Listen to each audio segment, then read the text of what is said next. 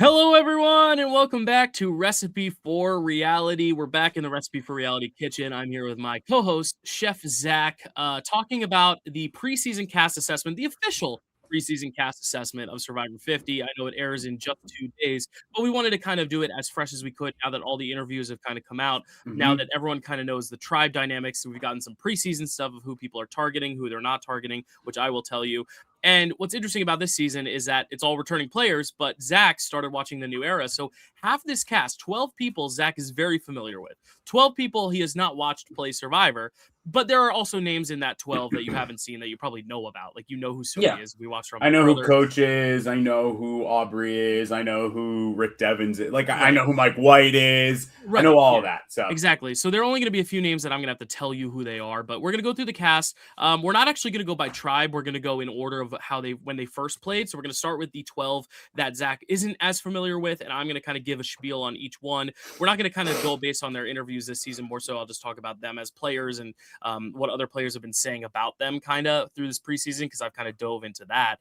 And then when we get in the new era, I'll let Zach kind of take the lead and give his thoughts first. And then what we want to do, because there's 24 people, we will do like a final ranking at the end of like who we think is getting like 17th versus 15th versus 13th place, which is so stupid and tedious, but just for posterity's sake and for our power rankings game, which we'll do every week on TikTok still. But we're also going to just, after we talk about each one, we'll kind of put them in a category just to help make it easier for ourselves to rank at the end of just like, do we think they're going to be an early boot in like that first 8, which is probably going to be your pre-merge. I assume we'll get a few double tribals and stuff early on. And then your 8 people in the middle, these are going to be your mergatory boots, maybe some swap boots, maybe some merge boots, and then some of your jury. And then like our final 8, which is going to be like our final 4, and then 4 others that we think are going to make like the end game stretch.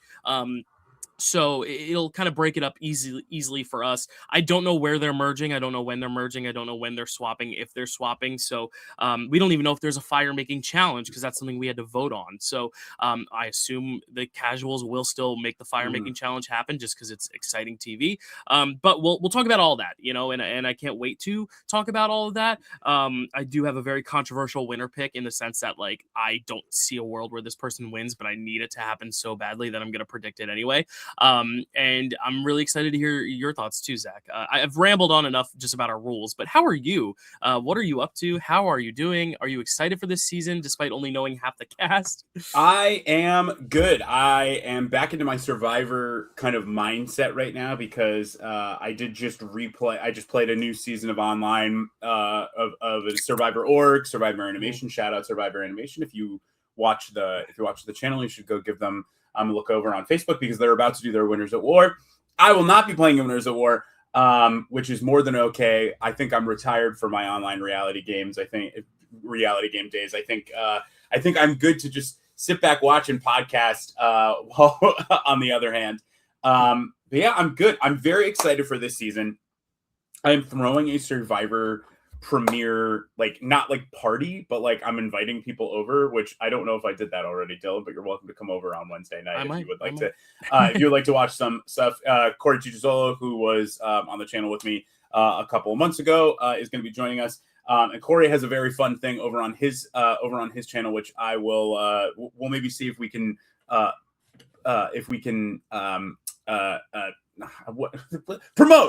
promote that here on our channel. But I want to get just a couple of different things going with him before I say like, yeah, go watch this, because I don't know if what he's doing has been announced yet. Right. But I'm very excited for 50 because it's the first season in which I'm going to know people coming back, and it's the first season in which I'm going to get to watch all of these legendary people who have played this game before and who have this huge following and these huge expectations within the community and within the fandom that like I know nothing about. If you watched any of our Big Brother stuff, you'll know that when Suri was playing on Big Brother, I didn't have the same feeling on Suri that Dylan did for a lot of that season, because as far as I knew, the only thing I knew about Suri is that she was a Survivor legend, but I didn't know why, because based on the way that she was playing Big Brother, I didn't always think that she was playing it in a way that made the most sense. So I'm excited to actually see her get to play the game that she is so famous for. Mhm. Now, will that and obviously Traders her Traders game is phenomenal and probably one of the most legendary games of reality television ever played singularly by anyone in the entire world. But Yeah. I'm very excited to hopefully get to see her play that game that she is so well known for. But I'm also excited to see now that she's playing with people who, now that she has that reputation, like what that's going to be like for her. Right. But also, there's a lot of new people. The sparks flying kind of from all ends of this cast is very interesting. There are people who you wouldn't think would be going after someone. Not my first kind of thought process is like Q has been hating on D for having bare feet for a really long time, and I don't know what it is about that, but I'm excited to see them actually all get to play together. And see what it's like to put so much old school with the new school and see what kind of happens as a result. Yeah, and kind of going by my boot list, I was kind of like, oh, well, this person's targeting this person, but this person's targeting this person. There's so many people targeting so many people that I feel like it's going to change so much once they get on the island. So I really don't want to like spend too much time being like doing the math of like, well, if Q wants to work with Genevieve, but Genevieve doesn't want to work with Camilla and Rizzo is new, does There's that mean nothing we Colby, can do. like We there's nothing can't we can make do? that decision. Yeah, until we get there. And we also don't know what is going to happen with these 49 players because as we know, they flew out after 48 aired, so they don't know what Savannah and Rizzo did. They know the rumors that Savannah won. They kind of put two and two together just based on Savannah being the only 49 person on the tribe without a winner. It makes a lot of sense.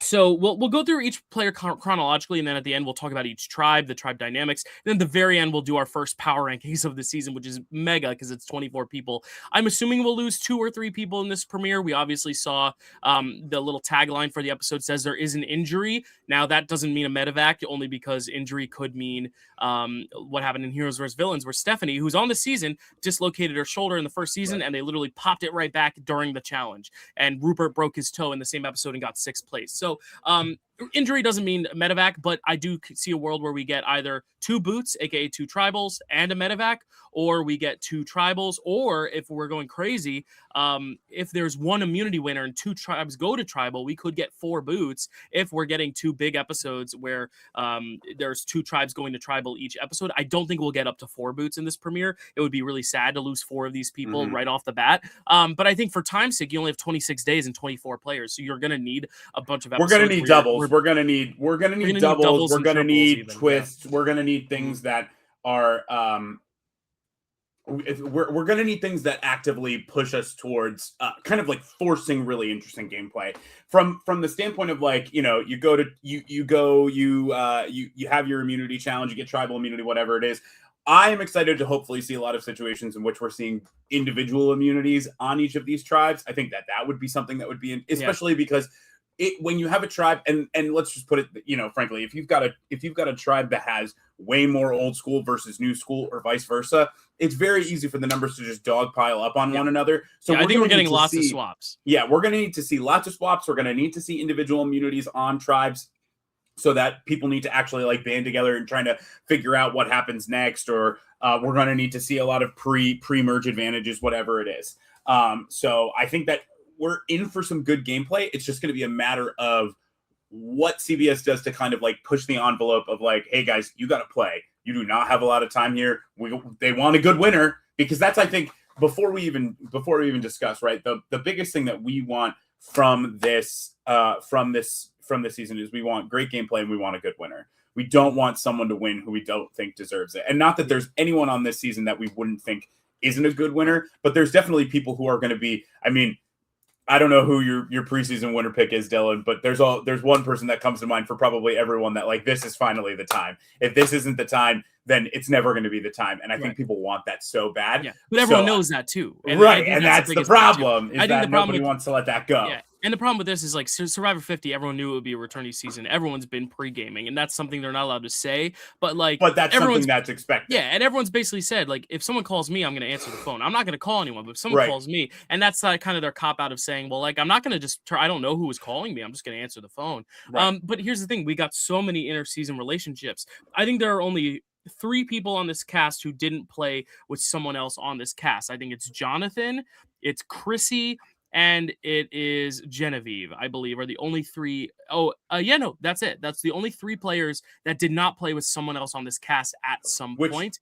Which which is honestly crazy. is a pretty good, if we're talking, I mean, we can talk about it when we talk about those individual people, but just a blanket statement for those people that have never played. Dylan, you're just gonna have to remind me if we're actively talking about one of those people, but something that you think about in terms of like, like a swap. When someone, there is two different kinds of scenarios, right? When someone gets swap screwed, quote unquote, they're getting, tossed to the side because they're the only one who got kind of like shafted off of their original tribe. But there's also an opposite dynamic where that actually makes them the most valuable asset to anyone. That's Sophie last year, right? That's Sophie or last season, where someone is so valuable as a number. And it's like, oh, well, there's only two of us and we need three. So, like, Mm, come on over here, Genevieve. Come on over and be a number to vote. Suddenly, that's how you integrate yourselves in with one crowd while you go and you find your own numbers in another crowd. So, I'm yeah. interested to see what that actually is going to look like. Who knows? It's going to Yeah, be good. absolutely. We'll get into it. I also want to say one more thing, housekeeping before we start. I'm going to try to podcast at least once a week. I'm going to really commit to it. Zach is so busy with all the shows he's putting on and being in. I am also going to be moving to Toronto again for a few months for a contract. I probably won't be able to podcast about the finale at all unless we can get Zach on a Monday morning or Friday morning. But It's my always hope possible. is we can do that. But I also just want to make a commitment that we will podcast either way, whether it's just me or just Zach, or one of us with a guest. I'm actually going to go live probably Wednesday night after the episode, do a little live stream. If anyone wants to pop on, you're welcome to also pop on, Zach. Mhm. I might need just the quiet to cry by myself when watching the premiere. I might not go to any premiere parties, but we'll see. Maybe I will. Maybe if I feel like watching it with people, I will hit you up, Zach, if I want to. But That's fine. I will be getting on live streaming that, and then yeah, as the weeks go on, we'll have guests on. We'll update fantasy games, which we're going to do our fantasy draft tomorrow with Ingrid, Austin, Matt, and Zach will be auto drafting because of the snowstorm. He has business to attend to. We'll be auto drafting Zach's draft. Carly, Austin, Ingrid, and Matt will be on for that. We did our Survivor Draft Day that aired yesterday, which the same panel was on for that. And then I'll be doing a Small Bites episode that you can vote on now on Facebook that I'll record tomorrow morning and air either tomorrow night or Wednesday morning. It's going to be a busy week, but I Mhm. want this to be like a big celebration of Survivor, including every week I'll be doing a Small Bites episode about some sort of topic that pertains to whoever the boot is or whatever happens on the season. I want to kind of just celebrate this season. So if like, let's say Ozzy gets booted out first, I might do like a top 10 moments of Ozzy or something like that, just because like there are so many legendary Mhm. players that I want to honor through this season. But let's get into it. Let's go right into it. We're not going to go by tribes. We're going to go based on how we first saw them, when we first saw them. Going back to the very first season, we have Jenna Lewis, who is playing Survivor 50 after a what's 50 minus 8 42 season break, because the last time we saw her was Survivor All Stars. I will give you kind of the Yeah. stats on what they did on their seasons and then also who they played with on other seasons, because I think that's important to note. Mhm. Jenna was on the very first season, Survivor Borneo. She got like 8th or 7th or 6th place. I believe it was 8th place, if I'm not mistaken, or 7th place. I really can't remember off the top of my head. But she came back for the All-Star season where she got 3rd place to Boston Rob and Amber. And her whole mentality, I mean, her first game, it's kind of clear cut. The first game, not really many people were strategizing. Jenna was kind of one of the more visible characters. Her most notable moment is when everyone gets their emails or their videos from home, and her family didn't get theirs in on time. So she's the only one without a video, and it's a really sad moment. Mhm. But on All Stars, she comes back with a vengeance, and her game plan is basically, I need to take out all the winners, and she succeeds in getting Tina, Ethan, and Richard Hatch all out in the wait, Wow. did I say Tina, Ethan, Richard Hatch? Jenna quits the game, but pretty much all the winners go home in the pre-merge because of Jenna's rhetoric, because of Jenna's strategy, and her whole thing is like target the big targets, and then it works out because at the end you have a lot of people who weren't big targets, at least not then, like Boston Rob. Right. Boston Rob was a 10th placer. Amber was an 8th placer. Right. They So you those had the news the later big targets became big targets then. right. So That was Jenna's whole thing was she was the winner killer. She was the winner hunter, and she succeeded. She was on a tribe with 2 winners and took them both out. So it is really cool to see Jenna back. She hasn't played in so long. Her last time was All Stars, but on All Stars, she was kind of the most evolved in terms of strategy. She seemed to have progressed the most of all the people who played in those first few seasons, to where I think now it'll be interesting to see if she can evolve even more to adapt to the new school game. I think if anyone from this like first few seasons that's coming back is coming back, with the more modern sensibility, it is Jenna. I think she's going to come in already knowing, okay, this is how the game is played now. I'm not going to play like it's Survivor Borneo because you can't. And I think there are players that may revert to that where I don't think Jenna will. The only problem is she is coming out the gate so hot. She wants her number one white whale out first, which is Suri. And I do think that could be interesting because considering they're both on the same tribe. So if she takes the shot at Suri and misses, it could be bad news for her. I'm hoping once you're on the island, once the Suri mist kind of takes over, and the idea of like you're on this show from the first season, I don't really see them going, hey, we're going to boot you first. But I think she could be at least targeted early if she comes out the gate swinging too hot. But that's Jenna Lewis. Who has she played with? She didn't play with anyone here on her first season, but on All Stars, she did play with Colby. So she does have one little connection there, but that's it. That's the only player she's played with. So I'm very interested to see what Jenna will do because she is kind of a free agent. If her and Colby link up, I don't even really see them playing too closely. They might play together just because they know each other from that season. But I don't really see a world where Jenna is necessarily, bound to Colby because she also didn't really play on Colby's tribe. There was a tribe swap and she wasn't with Colby. So that's also a good news, I think, for her is that, or she was only on a tribe. No, she wasn't on a tribe with Colby. Colby was on the other tribe. So she has not played directly with anyone on this cast, even though she was on the season with Colby. But Zach, any thoughts on Jenna just having kind of spoken about her a little bit? I don't know if you've done any digging into interviews yet or anything. I'm going clean into this. Okay. I'm going full clean. I'm going with just a little bit of history about each of them. I mean, obviously for the draft, I've got like, I obviously have thoughts and there's a reason for why I picked the way that I picked. A lot of it also is coming from people who have watched a lot of Survivor. I've made a pledge to myself that once 50 finishes, I'm going to do a full rewatch and I'm going to go back and do the full 50 kind of like chunked out. Over the course of like however long that's going to take me. So I haven't done a ton of like super big digging because I just want to kind of go in with like a fresh idea and not really thinking about what they're and learning about them like while they're on the show, because I think it's going to be easier to enjoy for me if I'm trying to think of who they are now versus who they used to be. But I mean, I think the coolest thing about Jenna being here is that it is like it is the true full circle of Survivor, right? For 50, it was not going to be 50 if they didn't bring someone back from the very, very beginning. So it's cool to see her here. I'm very curious what her winner, the winner slayer mentality is going to be. It's also going to be interesting to see that because we have a ton of winners from the new era who grew up on this game and who know who Jenna is. And so they're going to know her mentality of like being the winner slayer. So what is that going to do when it comes down to like her being on a tribe with, I'm looking at it right now with her being on a tribe with like Savannah, right? Savannah, the winner on her tribe is Savannah. Yeah. The immediate winner from the most recent season, like how is that going to influence the way she thinks? She's got to know who Jenna is. She's a big Survivor fan. So I'm curious to see what her thought process is coming in. Is she going to ride on this, like get out the winners, or is she going to ride on the idea of like, get out the people who I think are going to win? Am I going for the threats or am I going for the winners? Because that would be cool to see how her game has evolved now 42 seasons later.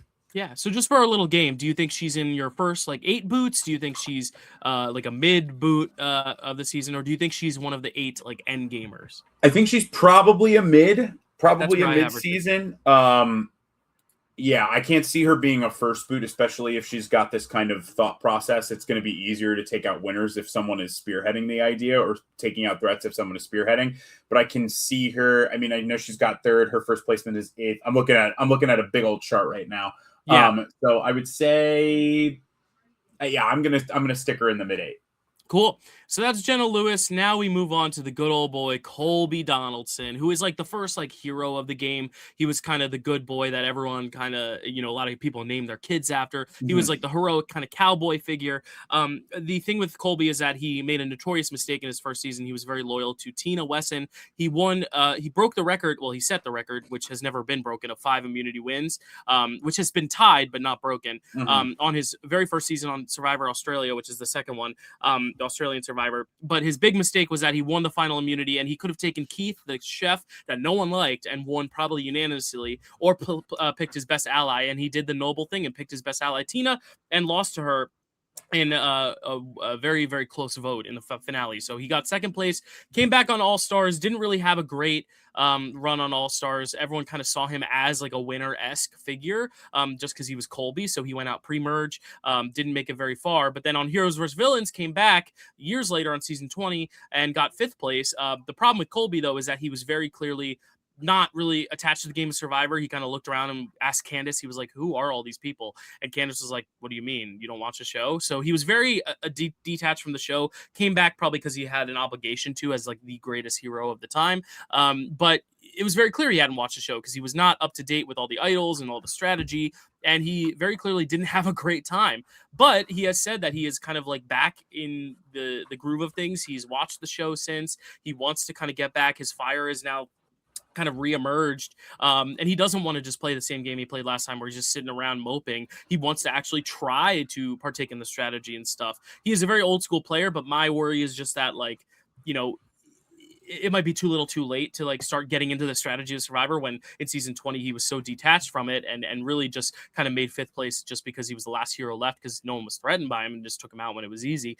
I hope he can catch up with the new era. It's just, of all the players, I think he might have the toughest time, but at the same time that could also just lower his threat level and make him someone that you could also take to fifth place again. You know, I don't necessarily think Colby's going to be an early out because he can't keep up with the strategy. If anything, he might get dragged along because of that, or he's going to start to get a hang of it and people are going to get scared and boot him. So Right. I think there's definitely a lot of avenues Colby could go. I kind of think of him more as a Jenna figure where it's been so long that I don't know if he's going to be able to keep up, but I don't see him being an early boot just because I don't think anyone's going to be necessarily nervous about him, even if he has his targets coming in. Like I know he's targeting Angelina pretty hot right now. Just who he's played with before. None of these players were on Australia, so he hasn't played with any of them. As I said, he did play with Jenna on All Stars. And then on Heroes vs. Villains, he was on a Heroes tribe with Stephanie and Suri, was aligned pretty closely with Stephanie, and then had a hand in Suri's blind side when Suri got idled out of the game. It was Tom Westman playing his idol on Suri, but Tom, Colby, and JT voted her out. So Colby did vote Suri out of the game on Heroes vs. Villains, blindsided her. And Coach was also on that season. He was on the Villains tribe. There's an iconic moment of Colby and Coach kind of fighting at the challenge, like wrestling during the challenge. So Colby has played with Coach, Jenna, but not directly with those two, and has also played directly with Stephanie and Suri. So, Zach, what are your thoughts now, having talked about Colby a little bit? What are your thoughts having heard all this about Colby? I mean, with something like with having such a strong immunity record, I mean, it's going to be hard. You're on a season with people like Jonathan, with people like Q, with people like Joe. You know, these newer guys who all are kind of in the same kind of element. I can see, though, in a world in which Colby kind of becomes a part of a larger group of people to kind of integrate himself in with those guys that I just mentioned. Right, he's the original, he's the OG, he set the tone. A lot of these older players, I think, are gonna have to rely on the fact that these newer players kind of like saw them create the game and therefore are gonna want to play the game with them, which is great because it means that a lot of them will be able to hide for a while. If you can't catch up with the game, though, I feel like we're looking at an easy sacrifice in that kind of like bottom 8. I don't necessarily think that necessarily means he's in the bottom 8. I have a stronger inkling on who like I think the bottom 8 are just based off of my own personal thought process. So he's like the bottom of the middle tier. Yeah, I would say that like you get to emerge with Colby and suddenly you don't need Colby anymore, right? He's the easiest person to kind of, but I will say if he's got enough pull with the older school people and he's integrated in with that new school environment, he might be able to quickly just like swap and switch a few things around and not have that difficult of an issue kind of finding his own feet. Yeah, there you go. Let's move on to Stephanie LaGrossa. This is a very difficult one because Stephanie nowadays is not the most politically favorable figure. I am not necessarily aligned with her politics. She said some stuff on social media that is a little cringy, but she is definitely a Survivor hero, an iconic Survivor player. On her first season, Survivor Palau, season 10, she actually was on the tribe that got decimated, and she is the notorious person to be the only person on her tribe. It went down to her and Bobby John, and they lost again, and they had to go to fire, and she won fire, and she was the only person on her beach. And it was really sad. You know, she goes back to this beach and she's all alone. And then they absorbed her. So they didn't even merge that season. They just said, all right, Stephanie, join the other tribe and let's play now as individuals. So It's the only That's season without a crazy. merge just because she was the only one left on her tribe. And she became a hero for that because everyone was like, wow, like she endured, she survived. And then got like 7th place on that season just because she wasn't necessarily well ingrained with all the rest.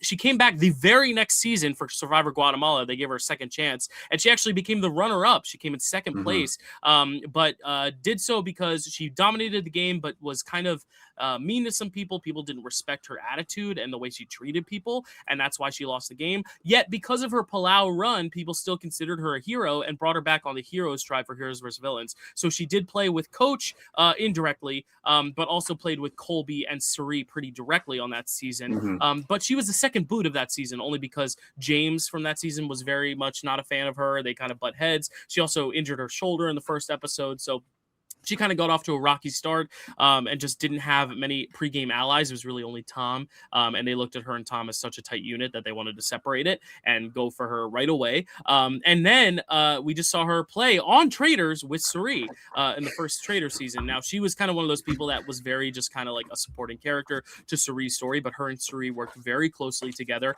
and then Suri cut her, and she kind of was a little bit bitter about it, but was also like, I understand it's the game. She was a good sport about it, but she has a little bit of reservations about Suri now. She's kind of like, I don't know if I want to work Hmm. with her. I want to go as far as I can with her and then cut her because I don't want to just Hmm. play blindly as Suri, one of Suri's minions again. But she does want to entertain working with Suri again. Not many players have said that they're targeting her necessarily off out the gate. Not many players though have said that they really want to work with her. She just kind of feels like the biggest non-entity of the old school players. I just feel like no one's really looking at her one way or the other. But Suri definitely wants to kind of scoop her up if she can. But they are going to be on different tribes. She will actually be with Colby on his starting tribe, so that's actually a pretty good connection off the gate. But yeah, she's very heroic because she was the last one standing on her tribe. But I think since then, I think there are probably more exciting players they could have brought back than Stephanie. But what do you think of Stephanie? I know you are definitely familiar with Suri's Traders game, but most people, even if they are in love with Suri's Trader game, don't really remember Stephanie on the Traders because Rachel Riley and Correct. Cody and Suri were such bigger figures. But Steph made it pretty far on that season, and then had a hit or miss run on Survivor. 7th place, then 2nd place, then 17th place, or Right. it was 19th place, I think, because it was 20% cast. So what do you think of Tell Stephanie? you what it is. It was 19th place. Mhm. And politics aside, I think the interesting thing will be, I mean, she can't make it to Surrey, so it really is going to depend on what her gameplay on that OG tribe is. Like you said, if she kind of latches on with Colby right away, that's a good duo. But are they going to immediately be seen as a duo? Is that going to be something that people are thinking about? I can see a world in which, because who's their winner on that tribe? The winner on that tribe Is is Kyle? Kyle. So I can see the easy boot. I think all of the new era people, especially the winners, are sort of in trouble. I think Kyle and Savannah are sort of sitting ducks at this point, and I'll talk a little bit about that in a second. But I can see a world where Stephanie kind of latches on with Colby and uses that to the to her advantage. What I will say is that on that tribe, we have got Rizzo, Q, Kyle, and Genevieve, who are 4 very strategically minded And I'll individuals. tell you, Aubrey is as well. And Aubrey, I think when we talk about her in a second, I think that Aubrey is probably the one person who I have, like, her and Rick Devender, the two people who I watched like a recap of Edge of Extinction, so I like remember a little bit about them. But like someone like Stephanie, especially when if people know a little bit about her politics and they're not maybe favorable with it, like I fear that could have some sort of environment.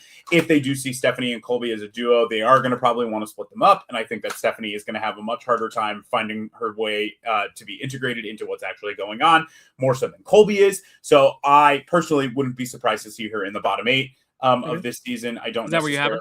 I do have her in the bottom 8. I don't necessarily know if that's going to be. I don't know if this is going to be her season, especially when you go from 7 to 2 to 19th.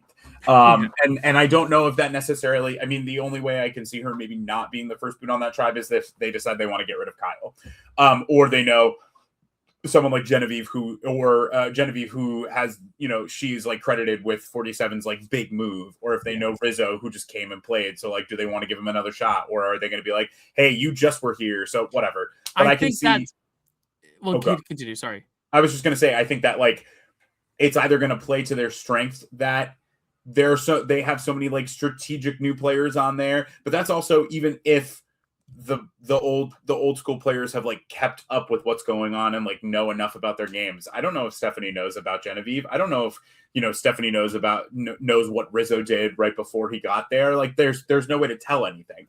Yeah. So she's probably like towards the top of my bottom 8, but I'm not 100% sure.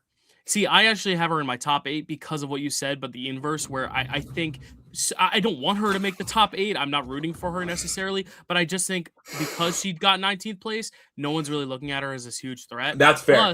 Plus, all the people on her tribe, I think because they are so strategic, chaotic, and like big characters, like I think she'll be able to hide behind the Q, Rizzo, Genevieve, Aubrey, Angelina, Kyle of it all. I think her and Colby actually, if they want to, can slip through. And I really do think that's kind of the good news about being on that tribe. I think when you're on the quote unquote disaster tribe, I know everyone's being like this pink tribe is a disaster tribe because they don't have Jonathan, Ozzy, or Joe to help out in challenges.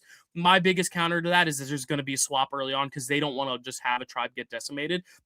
I think they want to see as many different interactions as they can. So I wouldn't be surprised if we swap in episode 2. If we get like 2 or 3 boots and then we swap 7-7-7 at 21, I would not be surprised. Or 2 tribes of 10 at 20.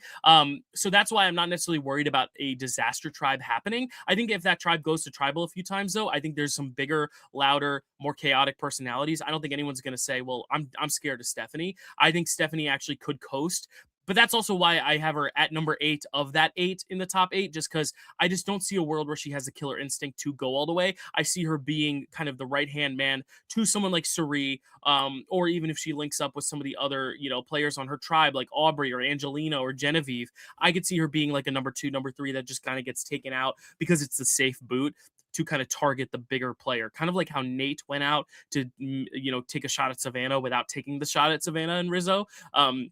I could definitely see that kind of being what happens here with Stephanie, where she's a loyal soldier who kind of falls in the midway point. But I do have her making the top 8 in my ranking only because looking at how many big, crazy, strategic personalities there are and big characters, especially on her tribe, I think she can weasel through that. I think she's actually just got to keep her mouth shut. That's the problem, though. I don't know if she'll keep her mouth shut. And honestly, I could see a world where, like she did on Heroes vs. Villains, she flames out early just because people are annoyed at her and don't want to bicker with her. So it could be very much first few boots or last few boots. Like, I really don't know where she's going to go. I think just because she kind of slid under the radar in Traders also, I'm thinking she just kind of does that again. But I think she's the one who I'm probably least excited to see on the cast, only just because I don't know how much more she has to offer. And it's not like Colby where he tanked so hard his last game that he wants to kind of redeem himself. She still played like Stephanie. She just went out early. So I just don't know how much new she's going to offer to this game. But that's where I'm at with Stephanie right now. But we have to talk about her. Next is Suri.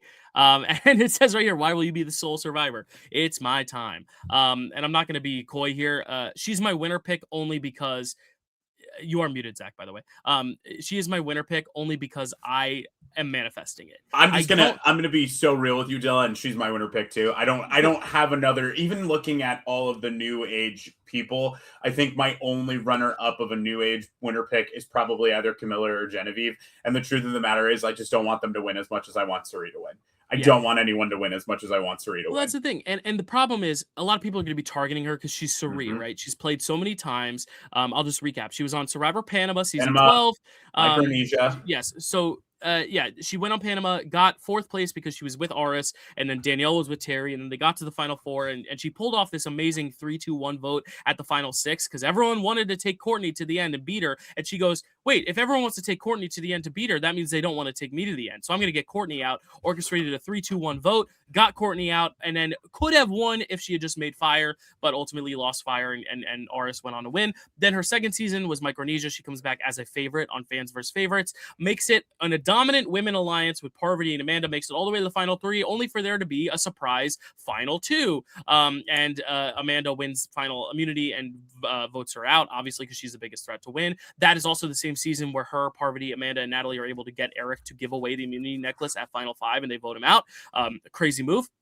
But she comes back for Heroes vs. Villains, does pretty poorly. I think she gets 17th place or 16th place. Yeah, she is the one who is sadly fall of an idol play. Tom gets an idol. Tom's Colby and JT make their move, get Suri out. She only gets out because of an idol, though. She doesn't get voted out of the game. She gets voted out because there was an idol in play. Comes back for Game Changers, has a really good run. Doesn't even go to Tribal until the merge. In the merge, has a lot of great numbers on her side. Michaela, Sarah, Ty, Aubrey, all these people who want to play with her. The only thing is at Final 6, everyone has an idol, an immunity, except Suri. or is part of the tie vote. So Suri is by default eliminated from the game, which is so BS. Comes back for Traders, wins Traders, goes on to Big Brother 25, gets 5th place, pretty much gets to the end without getting nominated until the very end when she just can't win any challenges to save herself, and then comes back for Survivor Australia versus the World, where her and Parvati dominate the game, and then she has to go to Fire with Luke, almost wins but doesn't, and gets fire making out of the game. She has never been properly voted out of a game except for Big Brother, and it's at Final 5 where there was only 1 or 2 votes cast. No, it's 1 vote, I think, at 5. Right, it was 2 votes. I can't remember because it was her with Bowie Jane, Felicia, it's and 2 then votes. Matt and It's Jag. 2 votes. It's 2 votes. Matt and Jag voted her she out. goes with two votes. So I just think this is crazy that Suri has never really been properly voted out of the game. And every time she comes in the game, people are targeting her because she's a threat. And immediately those targets are kind of brought down because she has a mist. She has a mist that you just want to work with her. Also because everyone has the mindset of she can't win an individual challenge. So why vote her out when I can use her, get far in the game with an ally who's loyal? She plays a loyal game. And if she doesn't cut me, if I can prove my loyalty, I can just cut her in the end. Right. One of these days, though, she's going to win a surprise immunity at the end or win fire, or she's just going to be surrounded by enough blind people who are loyal. And the good news is she's so well connected on this cast. So I'm going to go through really quick. No one she played with on Panama is here, but if you go to Micronesia, she played Micronesia with Ozzy. She was responsible for Ozzy's blind side, but Ozzy has since repaired things because she also played on Game Changers with Ozzy, which we'll get to in a sec. But Heroes vs. Villains, as I said, she played with Coach, Colby, Stephanie, and kind of was voted out by Colby. Didn't really play much with Stephanie because Stephanie went out so early, but did go to Ponderosa with Stephanie because they were both pre-merged, so she probably connected with her there. Obviously connected with her on the Traders too. But when she came back for Game Changers, she actually played with Aubrey, who was Final 5. Suri was Final 6, so they played pretty closely together for most of the game. And on that season, she played with Ozzy, and they kind of repaired things from Micronesia. So she's very well connected with Ozzy, with Aubrey, with Colby, with Stephanie. Stephanie obviously feels a little bit betrayed because of Traders, but ultimately, I don't know if that's going to matter too much just because you know Suri, you know her game, or do you? You know, it is kind of the same game replicated over and over, but it works every time. All she has to do is win a clutch challenge or surround herself with loyal people. Like if she's able to surround herself, I think Aubrey would cut her, but if she can surround herself with Ozzy, Colby, and like Stephanie, and that's your final 4, like I think all 3 of them take her to the end. So she just has to surround herself with people who are going to blindly take her to the end. She can't align herself with a Genevieve or a Aubrey, or even Aubrey, who I know she loves. I don't think she can. Aubrey would not go to the end with her again. Like I don't think a Christian, a Jenna, a Charlie, none of those people she can align with. She has to align with the people that are going to be blindly loyal. Align with Jonathan. Align with Joe. Align with Ozzy. Even if Kyle's still there, align with Kyle, because also people are going to want to vote out the winner before they vote out you. I think Suri is well positioned. She's got a big target, but if she can get that target off of her, especially because she's on a tribe with Joe and Ozzy, I think she'll be able to win a few immunities. Won't be seeing tribal a lot unless there's a swap. She's just got to pray that she stays close with the big challenge threats in the early portion, and then later on stay with them because they're going to be loyal goats. I'll be honest, I don't even think that she's the first boot on that tribe regardless. I think it's Savannah. I think Savannah is probably the first boot. That's a spoiler alert for where we love Savannah on this, but we're talking about the game, right? Like, I agree. The thing for Suri that I think is going to be so monumental, again, I am certainly not Suri Fields, and I'll never say that. But something that, having just played a game that was a returning game, it was all MVPs of a season. It was all people who on their first time around either like made such a big impression on the online game or like made it to the end and like didn't win. The first thing that I got when I made it to Ponderosa and then people started coming into the jury, and the thing that a lot of people said was like, Zach, I can't align with you without knowing if people are in good with you or not, because you have such a way with people and your personality and all of this stuff. And like, that whole game, I hadn't done anything. I was just like talking to people. I didn't have a number one, and I actually went out on on the dime of my number one person because she said that she knew that I was so in good with people in terms of like people would come and they'd talk to me and they'd give me information that she needed to get me out. What happened next? She went out immediately after me because people were like, "Well, screw you." Suri has that. Like Suri's mist is known across the land. It's like a Dan Giesling, it's Derek Levasseur, but not to like the double and untumph whatever degree. The biggest thing with Suri, I think, that's going to make or break her season this year, or her season this time around, is if people are willing to look past the fact that, yeah, I know Suri is probably going to be able to convince anyone that it's good for her to be around. But what happens if I try to get her out and then I make it to the next round?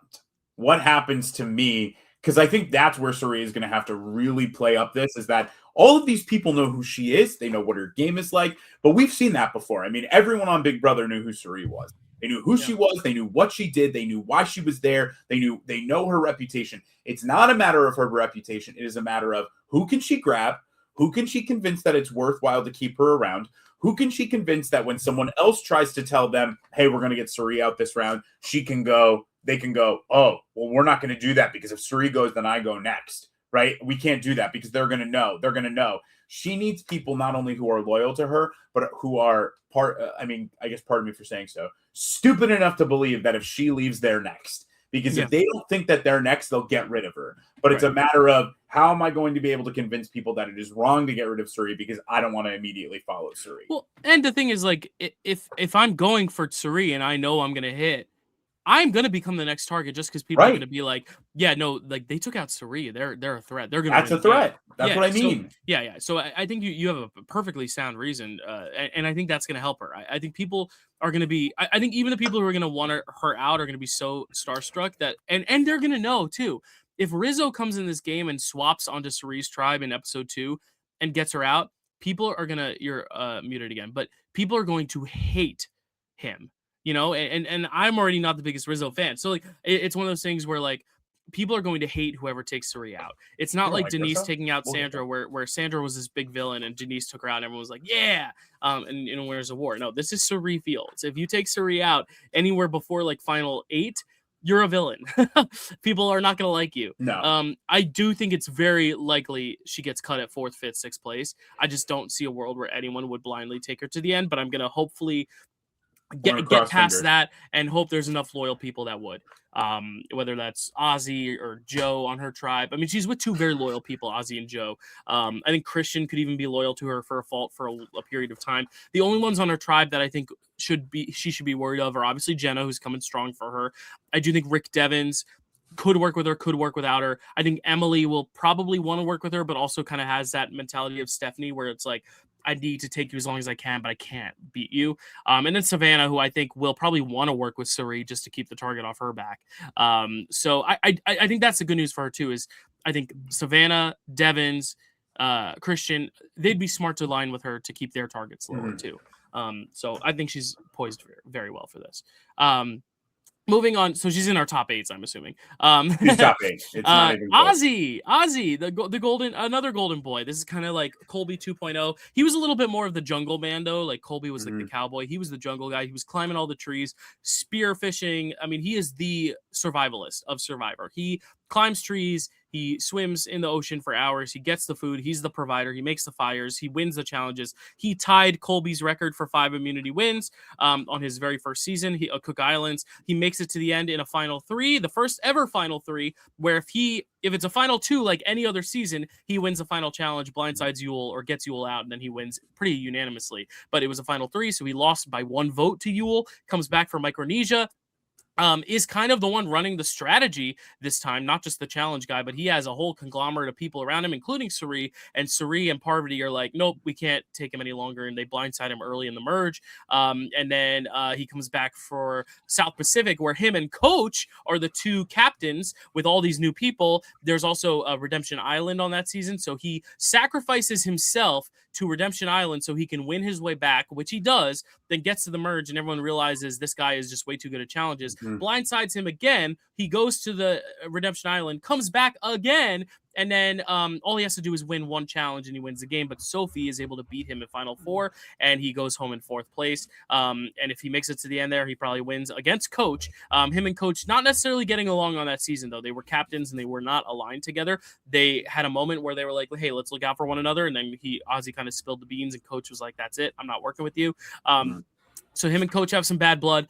Comes back for Game Changers, has a pretty invisible edit. He's just kind of there to provide. He's part of the whole Zeke moment where Zeke gets outed at Tribal Council, and Ozzy speaks up on Zeke's behalf and tries to like defend him. Ozzy is also publicly very queer, so he's part of the queer community. He's one of only 2 people this season who are out on the season, him and Mike White. But he also makes like early jury phase just because he's the strong guy, and they blindside him just because he's Ozzy. And if he makes it to the end, he might win because he's strong and everyone loves him. But he did play on that season with Suri and Aubrey. So just to recap who he's played with one more time, he played a lot. Yes, played Micronesia with Suri, and then he played not Heroes vs. Villains, South Pacific with Coach, and then he played Game Changers. Yes, Cook Islands he didn't play with anyone on the season, right? But, Game Changers he played with Suri and Aubrey. So he also has some good connections. I think the thing with Ozzy is he's always a lock for the merge. I don't know why you would get him out before the merge, just because he's going to win you challenges and make you fish and catch you fish. And I think now he's just played so much of the same game that I think no one's scared of him beating him at the end. But I think that could actually work to his benefit if he's able to build the right allies. Kind of like Suri. It's like everyone knows your game, so like you might as well use that to create a loyal contingent. And he's been saying he wants to play for him and Suri. He really wants to work with Suri. He wants to further both their games. They come from the same era of Survivor. They played together twice. This would be a really good kind of like Tony and Sarah moment of Suri and Ozzy kind of teaming up one last time. Also, it's worth noting he's been a heavy part of the marketing of the show. He was on the red carpet of the Grammys with Suri and Joe. He was invited to the Grammys on CBS's behalf. He was the person that Jeff was like, he was the first person we called. Ozzy is Survivor, and I am very excited to see him back, even if he doesn't offer anything new. I hope he gets a few more confessionals than he did last time, but he's in my top 8. I have him in mid-8 towards the top. I just can't see why you'd get rid of him pre-merge. There's no reason you're not getting rid of him if he's on your tribe. I think the only reason you'd maybe want to get rid of him if you go and you lose is so that somebody else doesn't on the off chance that they get Ozzy, they don't just start winning and then you're sent back to tribal again. But like you said, I think he's sort of obviously out in front for people. I think that could work to his benefit, but I can't see why people, especially towards the end of the game where individual immunities are so important, I can't see if Ozzy loses and it's like final 7, final 6, or even just final 8. I can't see why they then would be like 6, 7. I can't see why they then wouldn't just be like, well, let's take advantage of the fact that he didn't win and get rid of him, right? Especially if you've got like an Ozzy, a Jonathan, and then like a Coach and a Joe. If you've got those 4 there and one of the other 3 wins and Ozzy has won everything prior to that, I think it just is a no-brainer. But I will say, like you said, he's been a heavy part of the marketing. I don't know if that's just because he is Survivor or because he's also playing a good game, or that he also plays a good game and they really want to like highlight him. But I can see him. He's probably in my mid-8 towards the top. Cool. Top of mid-8. There you go. Moving on to the Dragon Slayer, Coach Wade, Benjamin Coach Wade, very iconic player here. Starts on Survivor Token Teens, where he is telling these crazy stories about getting kidnapped in the jungle and tied up, and that he has, done all the things that any man can do. Told all these crazy stories, putting feathers in his hair. Ended up making Final 5 and then just kind of got booted just because he just wasn't as ingrained in the majority alliance. Has this iconic episode called The Martyr Approach where he kind of gets exiled on Exile Island and like starves himself and decides to like walk the noble tribal path or whatever. I don't know. He's a crazy nut job. Comes back for Heroes vs. Villains and does okay. He makes the jury portion, even though they didn't merge till 10. He gets like 12th or 11th place. And he is someone who, again, is kind of a minion for Boston Rob. He's Boston Rob's number 1. He loves Boston Rob, is fangirling over Boston Rob. But ultimately, Russell and Parvati are able to flip it and get out all of Rob's minions. So he kind of just goes in line. Like Rob goes home and then he goes home, then Courtney goes home. It's kind of unfortunate. Tyson goes home around that point too. Very closely aligned with Tyson. He comes back for South Pacific as a captain, and this time actually plays a pretty dominant game. He uses religion and kind of finds a conglomerate of 5 or 6 people to basically brainwash and be like, hey, Jesus, like using Jesus as a means of connecting people in an alliance and securing their trust, and basically saying that it's sinful to go against them, which is a crazy effed up strategy, but actually works because But it probably works. the final 6 is that alliance. And the only difference is the one person who's Damn. pretending to buy what Coach is selling is Sophie, and Sophie ends up winning in the end because she says that Coach played like a little girl and played weak and played cowardly, and Coach just can't defend himself in tribal council and doesn't own up his game and apologizes and doesn't really own the fact that he played a villainous game and loses in what is, I think, one of the most masterful winning games if he wins. But Sophie just outsmarted him. He works with Ozzy and then cuts Ozzy at the merge, and then Ozzy comes back into the game and they kind of boot him when he comes back, as I just said. But Coach could have won that season, but doesn't own up to it. And this is the next time we're seeing him. It's been so long since he played that game. And I think that is going to work so well to his benefit because everyone remembers kooky, crazy Coach, and everyone just wants to work with him because now he's gray. He's the rocker guy. He played trumpet for the Buffalo Bills national anthem a few times. So like he's someone that just, I think a lot of people are allured to. Camilla, this is her favorite player is Coach, and they're on the same tribe. Charlie and Coach have a pregame friendship. They toured on the road with Ben Katzman for his music. Coach is well beloved on this cast. Everyone wants to work with Coach. Everyone loves Coach, except for kind of Ozzy, I think. Ozzy and Coach are the only one with bad blood. As I said, Coach did play on Heroes vs. Villains with Cerise, Stephanie, and Colby, even though they were on the other tribes. So I don't think he ever played with any of them directly, even though he was on the jury with Colby. So he might have spent a day or two with Colby. And then he played with Ozzy on South Pacific. But Coach is someone that I'm really excited to play here. I think people are going to underestimate how actually good at the game he is. But he wants to play very much like he played on Heroes vs. Villains, where he doesn't want to be running things. He wants to be kind of everyone's sidekick.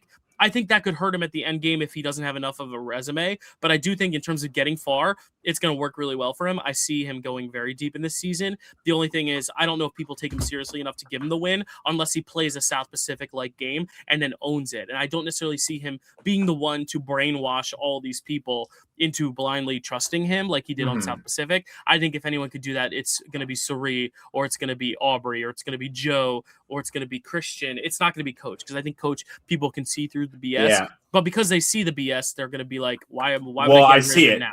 Right. I see it. I don't need to think about it too much. Yeah. Where do you have him? I have him in my top 8 for that reason. I'm going to go top 8, honestly, just because I think if everyone wants to be working with you preseason, I mean, you're already doing something right? Like there's no reason to get rid of you because everybody wants to work with you, especially if I'm looking at that tribe. I mean, I don't think he is the one that is in any sort of danger when he's starting out. And the more that Coach gets to swap, I think the better it'll be for him, because the more people he kind of gets to like pull into like, yeah, let's work together. Yeah, let's work together. Yeah, let's work together. He'll just keep going deep. And I can't see a world in which, especially considering the fact that on his tribe, it's him and one other guy who are really like the gray guys. If you know what I'm talking about, I don't think he's going to have much of a problem. Oh, him and Mike White. Yeah. Yeah. I don't think he's going to have a problem. So he's top 8 for me. Yeah. We'll hopefully see him around for a while. Next we have Aubrey.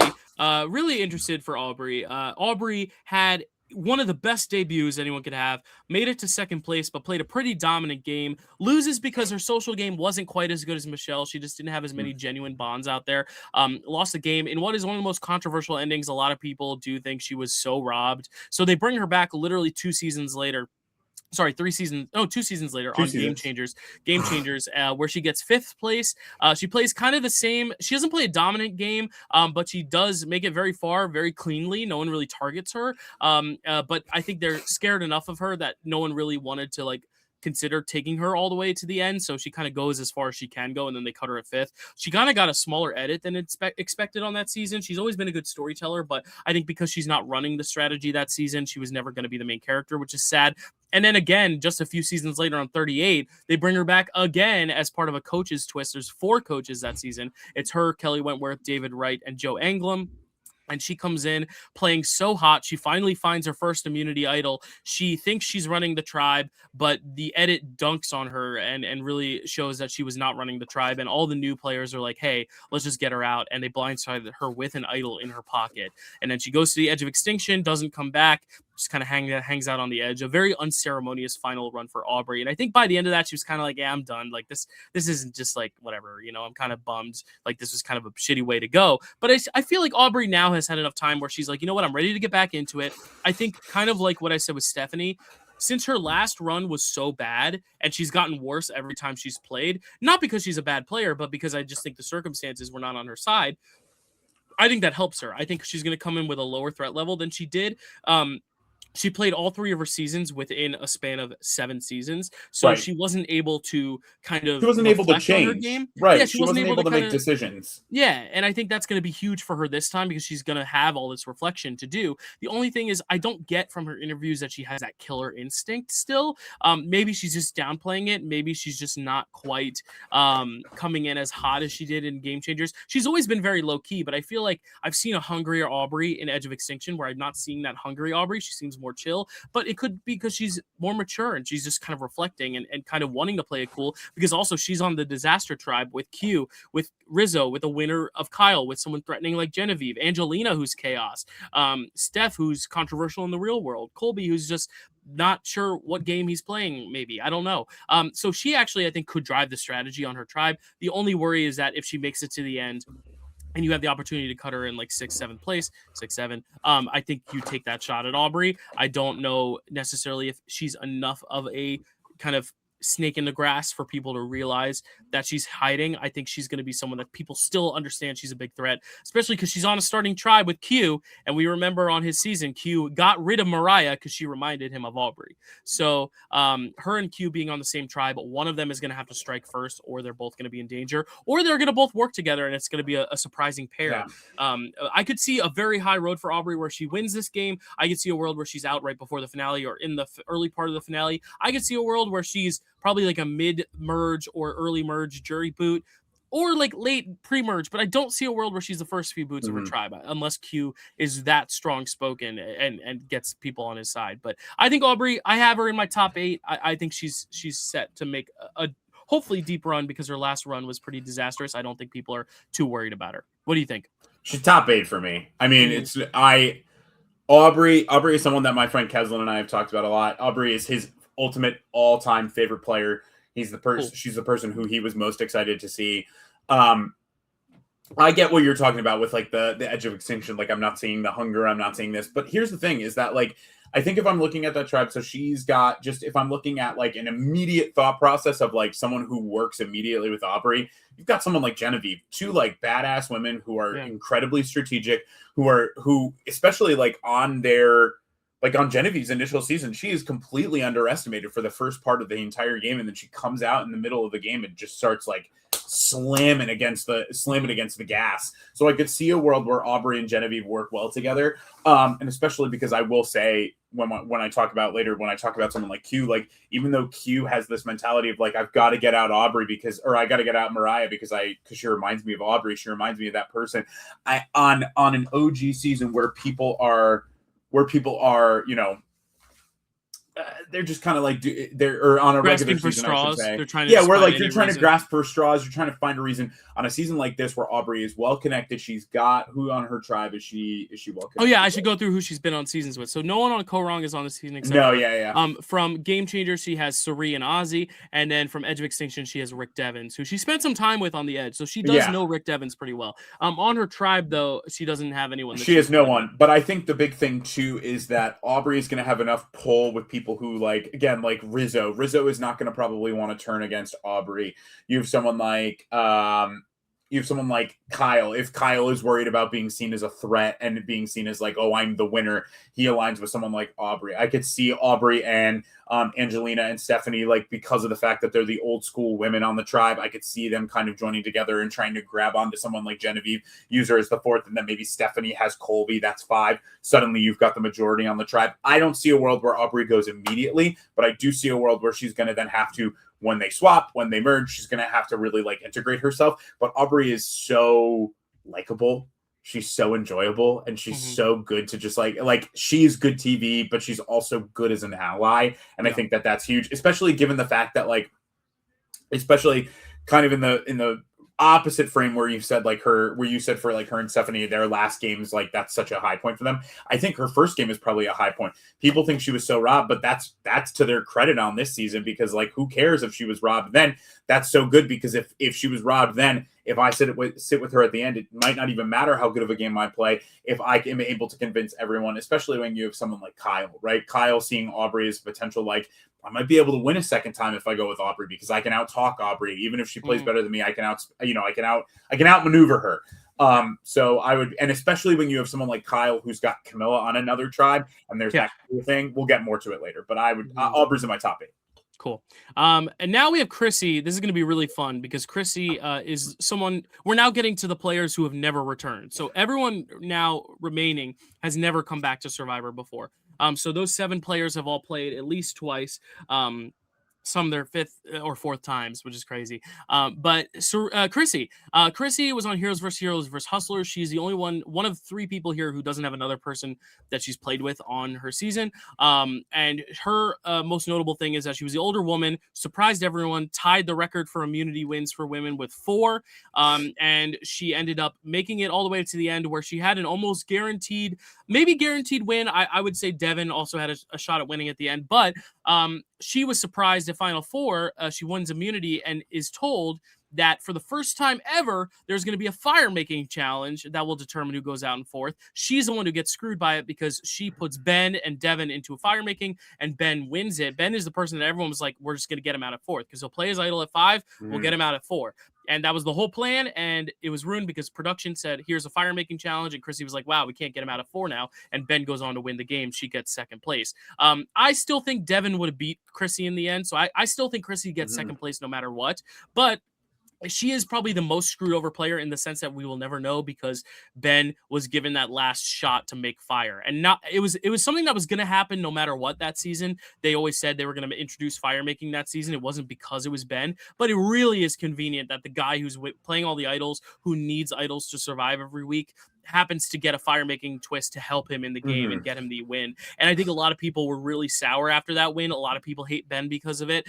It's not Ben's fault. That was just the season he was dealt. I just don't like Ben because he's a cocky, arrogant, a-hole at times. But I think Chrissy is someone really exciting to see back, because it's been so long since she last played. I don't know if she's going to be a challenge threat like she was back then, but the good news is I don't think anyone's looking at her as the first target. Nobody's going to see her and be like, I need to get her out, which is going to help her skate by in the game. My only issue, though, is she wasn't necessarily getting along with everyone on her season. She was very outspoken.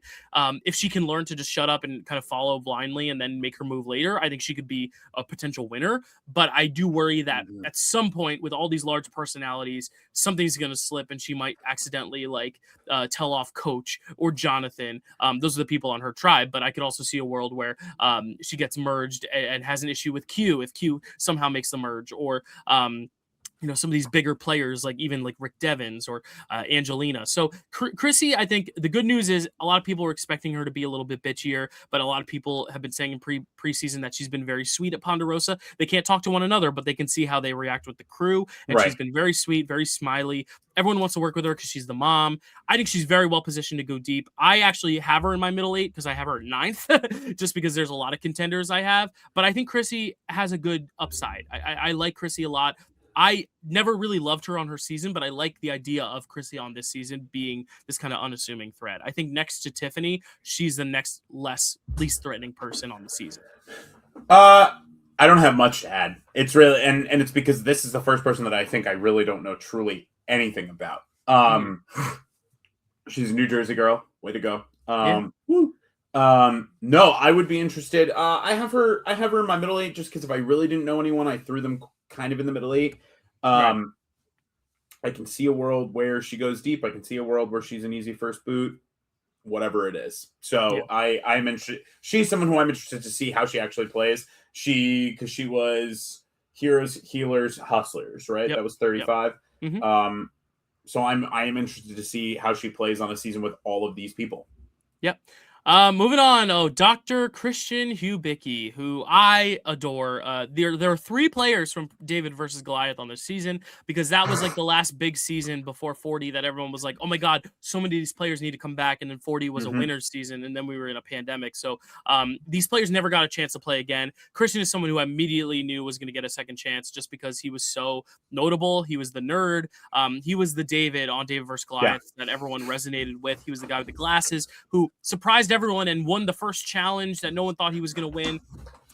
He ends up winning a huge endurance challenge against Alec simply because he talks nonstop about robots for 8 hours and ends up kind of just weakening the minds of his competition that way. He comes across very, very smart and very, very knowledgeable of the game and just of life. He's just one of those people you see and he's immediately smart, which is always going to make him a target once you get to the merge. But I think he's just so endearing and so lovable that everyone always wants to work with you until they can't. And I think he's one of those people that you can't let get deep in the game because if he makes it to the end, I think there are few people that can make it to the end and win And no he's matter one. what. I think he can get dragged to the end and still win. I still think he's someone who is just so charming and people love him so much. Also, he's decided he's going to keep the birth of his child a secret. He has not told anyone. He hasn't even told his 2 best friends from David vs. Goliath who are out on the island with him that he has a child because he wanted to keep it hidden as a back pocket weapon to use at Tribal Council if he makes it to the end or if he needs it as a bargaining chip to make allies. I think that is huge, but also if he reveals it too early, I can see that backfiring. We also see in the promo he does have a beard at some point in the season, so I think he'll at least Be there for a while. So I think Christian is someone everyone's going to be really excited to work with and see, but also recognize that he's way too smart. And I think he's someone you can take out in that mid-merge portion. So I have him in my middle 10 or my middle 8, but I really like Christian. I'm really excited to see him here. He's obviously played with Angelina and Mike White. He did the worst of them on his season. I think he got 7th or 8th place. 7th. Yeah, just because he was a big threat and people acknowledged that. His friend Gabby his number 1 ally, Gabby, tried to take a shot at him and missed. He got her out, but then he went out right after. He had an idol played on him. He was a part of a scrappy David alliance. And for context, David versus Goliath, the Davids were all people who were underdogs in life, underdogs in their careers. The Goliaths were kind of people who were either richer or had success or were very confident in their lives and their careers. He is the only David. The other 2 returnees are from the Goliath tribe. So he didn't start with them, but he played a little bit with them. Didn't play as directly with Mike and Angelina as they did with each other. But Christian, definitely a lovable character here. Also really well connected in the real world. Him and Emily Flippin are particularly really good friends in the real world. He's been on Rob Has a Podcast a lot. And so I think Christian also being on a tribe with Emily, that's a really good sign. It's going to be huge. But that could also make them easy targets out the gate. So what do you think of Christian? Well, knowing that he gets a beard, I'm gonna have to put him in the middle 8 because I just don't think anywhere else makes sense. Unless he grows a beard really, really fast. Unless he makes the top 8, though. I guess that's also true, but I can't see a world in which both him and Suri make the top 8, and I have to believe that in my heart of hearts that Suri makes the top 8. Because I don't think there is a world where Christian is going to see Suri Fields and think that is someone who I can leave in the game for a long time. I guess maybe he could think that because, I mean, again, it's a lot easier. I think that might be smart for him to use Suri as a shield, especially for someone like himself who knows, like, the first time that Suri the first time that I or Suri is available, who are they going to take out? Are they going to take out me or are they going to want to take out Suri? I think that might be good for him to kind of like think about and use to his advantage. However, knowing that him and Emily Flippin are pretty close, I mean, I will tell you, Dylan, I have Emily Flippin in my bottom 8, which I hate to say. Okay. But I'm just telling you, and again, not because I actually think that this will be a more enjoyable season for her. We'll get there when we get there. But I think especially if they are kind of so well positioned with one another and people know that, I think that they are going to be more likely to want to take out Emily than they are going to want to take out Christian. I think the new players are in the most amount of trouble in this season. If it'll just be you'll see it. But we don't have many people I don't have anyone in my bottom 8 yet. I really don't. I think I don't have anyone in my bottom 8 either. I think I maybe have one. You have Stephanie right now, but yeah, like that's. But I think even like she's at my like top of my bottom 8. Yeah, the biggest threats are coming. Yeah.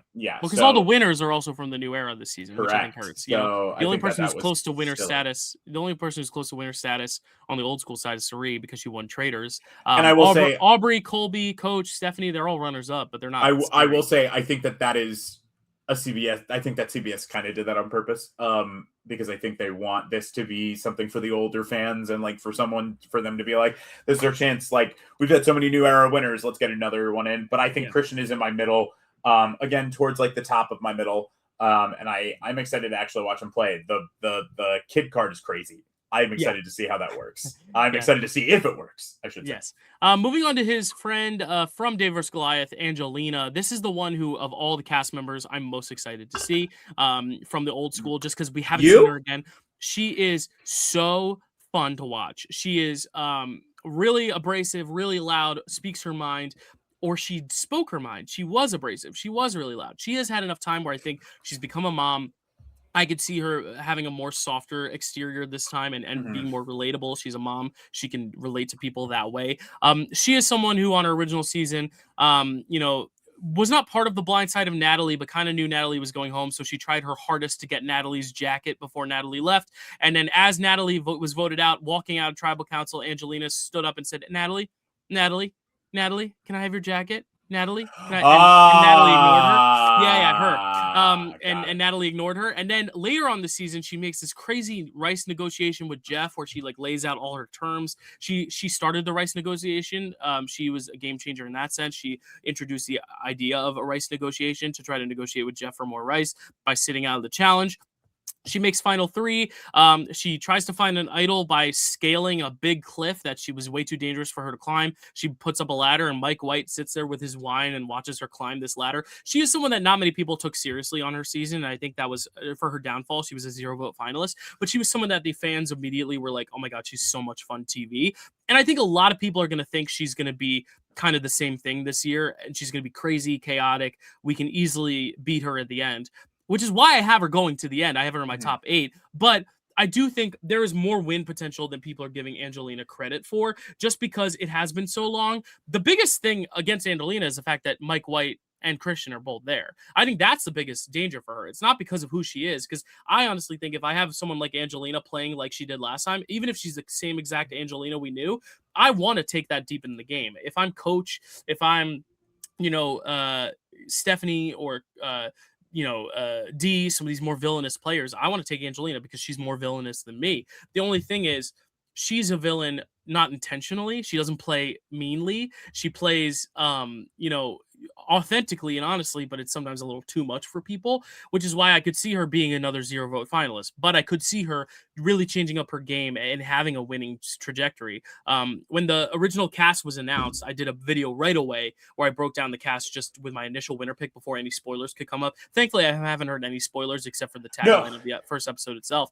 But my one thing, I said in the beginning, if I'm making an old school winner pick, it's going to be Angelina because she's going to be the most underestimated. People are going to think she's going to play the same kooky game. Her and Coach were the two names I said because I think they're going to be the same exact thing where people are going to want to work with them because they love being around them because they're entertaining, but they don't think they're going to beat them, and then they might actually beat them. And then I have another winner pick from the new era side that I'll bring up later. I have now settled on Suri as a winner pick because I'm hope dicting it. But I do think Angelina is someone who initially I was like, she actually could have a really good shot at winning. But she could also be the first boot. And seeing her tribe, I mean, Colby wants her out. Colby's been targeting her out the gate. She's on a tribe with Rizzo and Q, Genevieve, Aubrey, a lot of scary players that if you get into an argument, if the old Angelina comes out early, people might just be like, get her out, Can you tell me how many I have in my middle 8 so far? 4. Okay, cool. That's all I need. No, 5. Sorry, Colby is there as well. You have 5. Oh man, I am really. You have 3 in your top 8, 5 in your middle 8, 2 in your bottom 8. Okay, that's fine. Because I added Emily to your bottom 8. First of all, Dylan is almost. I saw Angelina and I said, "Oh, Venus." I said, "Oh, this is Dylan's first ever Venus," which I say lovingly because I think that like she is the Dylan Randazzo. Like, oh my God, that's my wife to a T. Like, see, no, I never really got it that way in terms of like attraction, but very much the type of player I love. Who it's like everyone hates her, and I love her because of that. Yeah. Yes, and I think that on a season like this, I think you kind of hit the nail on the head. She's on a tribe with a lot of scary players. And it really is going to, I think, depend on whether or not people start to bring her into their fold. If they don't bring her into their fold, I can't see a world where she kind of like finds her footing. I think, again, the benefit that anybody on a tribe has is that they are not the winner. Unless they're the winner, the fact that they're not the winner is always a really, really strong thing in their favor. What I will say is knowing that like she sort of is on this tribe where like someone like Colby kind of right out the gate has this like target laser on her, that is really going to depend on if someone like Stephanie is willing to let Colby take the shot and kind of get her out immediately, or if she's like, no, let's use her, like let's use her to our advantage. But if he is very much on that kind of idea of like, I do want to get her out, and he stays kind of in that way, and they go to tribal, I can't see a world in which she's in my bottom 8 for kind of that reason. But again, towards the top of my bottom 8. I would we'll see. I might shift her into like the beginning of my middle 8. We'll see when I get there. Yeah. What's interesting too is like I think her now being a new mom, she'll be able to connect with Aubrey and Stephanie. I honestly think the hardest connection might be Genevieve, but I could even see a world where the girls just team up and they rope Colby in, and there it is. That's the majority. Let's get out Kyle, who's a winner. Let's get out Q. Let's get out Rizzo. The only problem is Kyle is their muscle, Kyle and Colby. Mm-hmm. So it's gonna be really interesting to see how that tribe shakes out. I could see them going to tribal a few times before a swap. I have them going to tribal twice before a swap. If they swap at 20. At like 20 or 18, I could see them going to tribal a few times. But good year 2018. Yeah. All right, Mike White, writer of White Lotus, runner-up on David vs. Goliath, makes it all the way to the final 2. Pretty much playing an almost dominant game. Has a lot of great allies, a lot of good people on his side. Is able to flip over the Davids when he needs to, join the Davids when he needs to, but also sticks with the Goliaths and makes it to the end with his number 1 ally, Angelina. Both of them lose simply because I think he just wasn't hungry enough for the win. He just kind of didn't really try as hard as he could have in the final. But yeah, really lovable guy. You're going to get a ton of confessionals. Writer of White Lotus, I will say, I thought he would have coasted in this season. I think a lot of people are just going to be excited that he's out there, but it seems like a lot of these people, because they're all returning players, are all kind of like, bro, why are you here? Like, why are you taking up someone's spot who actually could use the money? Why are you here? Like, you have success. Like why are you coming back here? Is it just because you want to promote your new show? Which is crazy, because I thought most people would be like, I want a spot on White Lotus. I want to align with that guy. But I think it's kind of the inverse, where people are like, I don't want him to coast along because he's going to be promising people roles on a TV show. I want to get him out early. So he was the biggest fall from grace for me, where I had him in my top 8 for a while, and then like hearing the interviews come through, I put him in my bottom 5 actually. So he's my first person in my bottom 8 actually, and one of only 2 people of this like old era in my bottom 8, which makes me sad. Yeah, I just don't think that there's any room for him on the season, given the reactions and given just like the thought process behind it.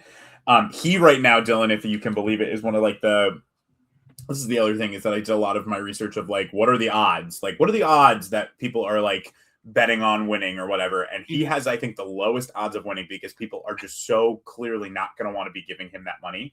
Yeah, even if he makes the finals, his ceiling is second place. His ceiling is 3rd place. He's not getting a vote if he makes no, and there's no shot. And I think that truthfully, and honestly, if I'm looking at his tribe, that tribe is so full of new school. Tiffany, Camilla, Jonathan, D, Charlie, they're the majority on that tribe. And I think for an immediate first vote, Chrissy and Coach immediately look and go, yeah, I don't care if he stays. I don't need him to stay. Right. And I think that's a better opportunity for them to work with new school, so that later on for another vote, they can be like, well, we work together on the mic vote. So whatever. I think he is sort of like dead in the water in that tribe, especially because if I'm looking at that tribe, D is such a good player that I don't necessarily think that there's a world where she's a first boot, even if she is a winner. There's no shot that D lets herself go home. She's too good. She's too driven. She's too well connected across the board in terms of like her ability to kind of like strategize with other people, that I just don't see a world where she goes home over Mike. Mike is going to probably be the first boot on that tribe. If he's not, I'll be surprised. So he is in my bottom 8, and I'm with you in my bottom 5. I just don't think that there's a world where he wins. This is the first time I'm realizing that it's not split evenly old and new era. Isn't that crazy? I'm looking, because the Sia tribe, it has Christian, Suri, Jenna, Ozzy, Rick, 5-3. Kalo tribe is 5, new era 3, and then Vatu's 4-4. That's so weird to me. Yeah, interesting. Okay. And I wonder if maybe that is because of because of this whole like, Mike's on there and they want to give like the new players an out to vote out Mike or something Right. like that. I I don't did know. not even think about that. Yeah. And because Coach is really well ingrained and Chrissy's not a threat, he's going to be the old school target on that tribe. Okay, you're selling me more on him being the first boot on his tribe. I have another first boot on the tribe that I'm thinking, but we'll get there when we get there. All right, let's move on though to Rick Devens, who is supposedly the alternate on this season. I'm so excited that he's here. I Yeah, love Rick Devens. he was originally not even going to be on the season, but then they extended from 20 to 24 contestants and he got on, which is kind of crazy to me because I thought he'd be a lock. He played on Edge of Extinction, obviously with Aubrey, not very closely with Aubrey. He never actually played with her. He was just on the edge with her. Gets voted out fourth, comes back into the game at the merge, and then runs the game by playing on the bottom, though. He never really was in charge of this strategy, but he was always finding idols, always finding advantages. He scrapped his way to the end, won immunities, and then in Final Four, iconically, Chris Underwood came back off the edge and basically was like, he won immunity and was like, I want to make fire against Rick Devens, and took Devens out. Devens was the biggest jury threat, even though I think his game is a little overrated, only because he did get voted out of the game and he had to rely a lot on idols to make it far. He didn't really like play a clean game, but he definitely played an entertaining one. I find him a little cocky, a little arrogant, a little hard to watch at times. I think there's a level of like being confident and being cocky. So I was never the biggest Devens fan, but I understand why he's here. He has to be here if you're celebrating 50 seasons and you want every kind of corner of the fandom. The only worry I have is that I think a lot of people are looking at him as an early target. A lot of people are saying he's doing way too much of Ponderosa, just kind of coming across very sneaky and smarmy in just his interactions with the crew. But the only plus side is that we hear him talking about the Billie Eilish boomerang idol in the promo. So we know he's either going to get it or at least know who has it, or know that it exists. So I actually think that's actually good news for Rick. I think Rick has the luxury of having other people on his tribe that I think are going to just be slightly bigger targets than him.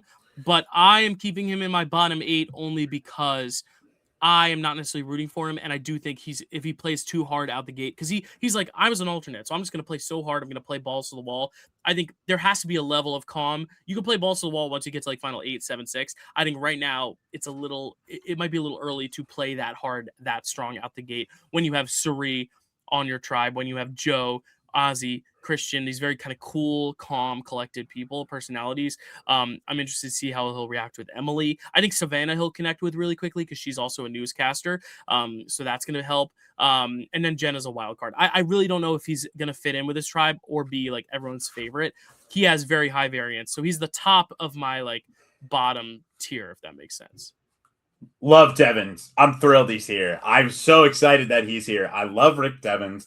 He is one of my when I went back and I watched the Edge of Extinction recap, I just think he is such a big personality. He's got so much energy. He clearly loves the game, but he also loves people. And I think that like part of that is also just related to his job, right? Being a news anchor, like you have to bring that high energy. I could see him being very very closely that might be Devens might be someone who is perfect for like a Suri. Devens might be literally Suri's like perfect right hand, because Suri always needs someone kind of out in front who's a little bit more excited than she is. She always needs someone who's a little bit more in the public view of things, and for someone who she can always fall back on and be like, Devens is playing too hard right now. Like, I can't work with Devens right now, or blah, blah, blah. And that might be perfect, especially like going into this sort of situation where Suri obviously has this enormous target on her back. Like you said, I can see him kind of like being kind of immediately in line with someone like Savannah. But I can also see him and like Christian being sort of like that, like, oh, we were nerdy and kind of like weird, and now we're sort of like in the field of like being a little bit more like, we're these like attractive older guys now. We've got different lives now. And I could see them kind of building something together, especially if Christian maybe like loses Emily a little bit early on. That might be a good thing for him to like kind of realign with someone like Rick. That might be a good bridge for Suri to end up working with Christian at some point. I think his biggest enemies, kind of like looking at it, are going to be someone like Ozzy and Joe. My thing is, I just don't see when you have Ozzy and Joe on your tribe and you have Christian on your tribe, I don't see a world in which they're the ones who go right off the bat, or it's going to be one of those things where maybe they don't go right off the bat as a tribe immunity, but someone like gets individual. And if Ozzy or Joe get individual immunity, that's also going to change the game in the way that it's played too. Is that if they suddenly realize that a lot of it is not going to be related just to tribe immunities, but to related to like individual immunities within the tribe, I think that's going to have a different effect on things. I think Devins is going to be probably one of those people who, like you said, like he is not immediately in good with everyone, but I'm going to put him in my middle 8 because I don't know if he'll go far, but I think he's going to get a lot of confessionals. I think he's going to get episode titles. I think he's going to be a huge player in the season. It's just a matter of where that sort of fits. Yeah, so that's it for the old school. Just to recap, you have 4 people in your bottom, 3 people in your top, and 6 people in the middle. I might have to do a little bit of rearranging. I'm going to be honest, but that's okay. And I have 6 people at the top. I think I'm very heavy on the old school. Well, yes. 4 people in the middle and then only 2 people at the bottom. I think a lot of the new era is going to get targeted pretty early just because I agree. It's the new era. And they're the most recent people on people's minds. And they're the ones that come from the seasons with a lot of people playing on them. Devins has played with Aubrey, as I said. But Devins kind of is like the 4th person. Like Chrissy didn't play with anyone on this season. Genevieve didn't play with anyone on this season. Who was the other person I mentioned? Jonathan didn't play with anyone on the season, and then Rick played with Aubrey but didn't really directly play with her, so I think he's like 4th because he's the only one from Edge of Extinction aside from Aubrey here. But let's move on to Jonathan. Now you know all these players. Now you know who these players are, so I'll kind of let you take the lead. I'm going to just recap what people know about them, and then you can give your thoughts first before I give mine because you have thoughts. You know these players.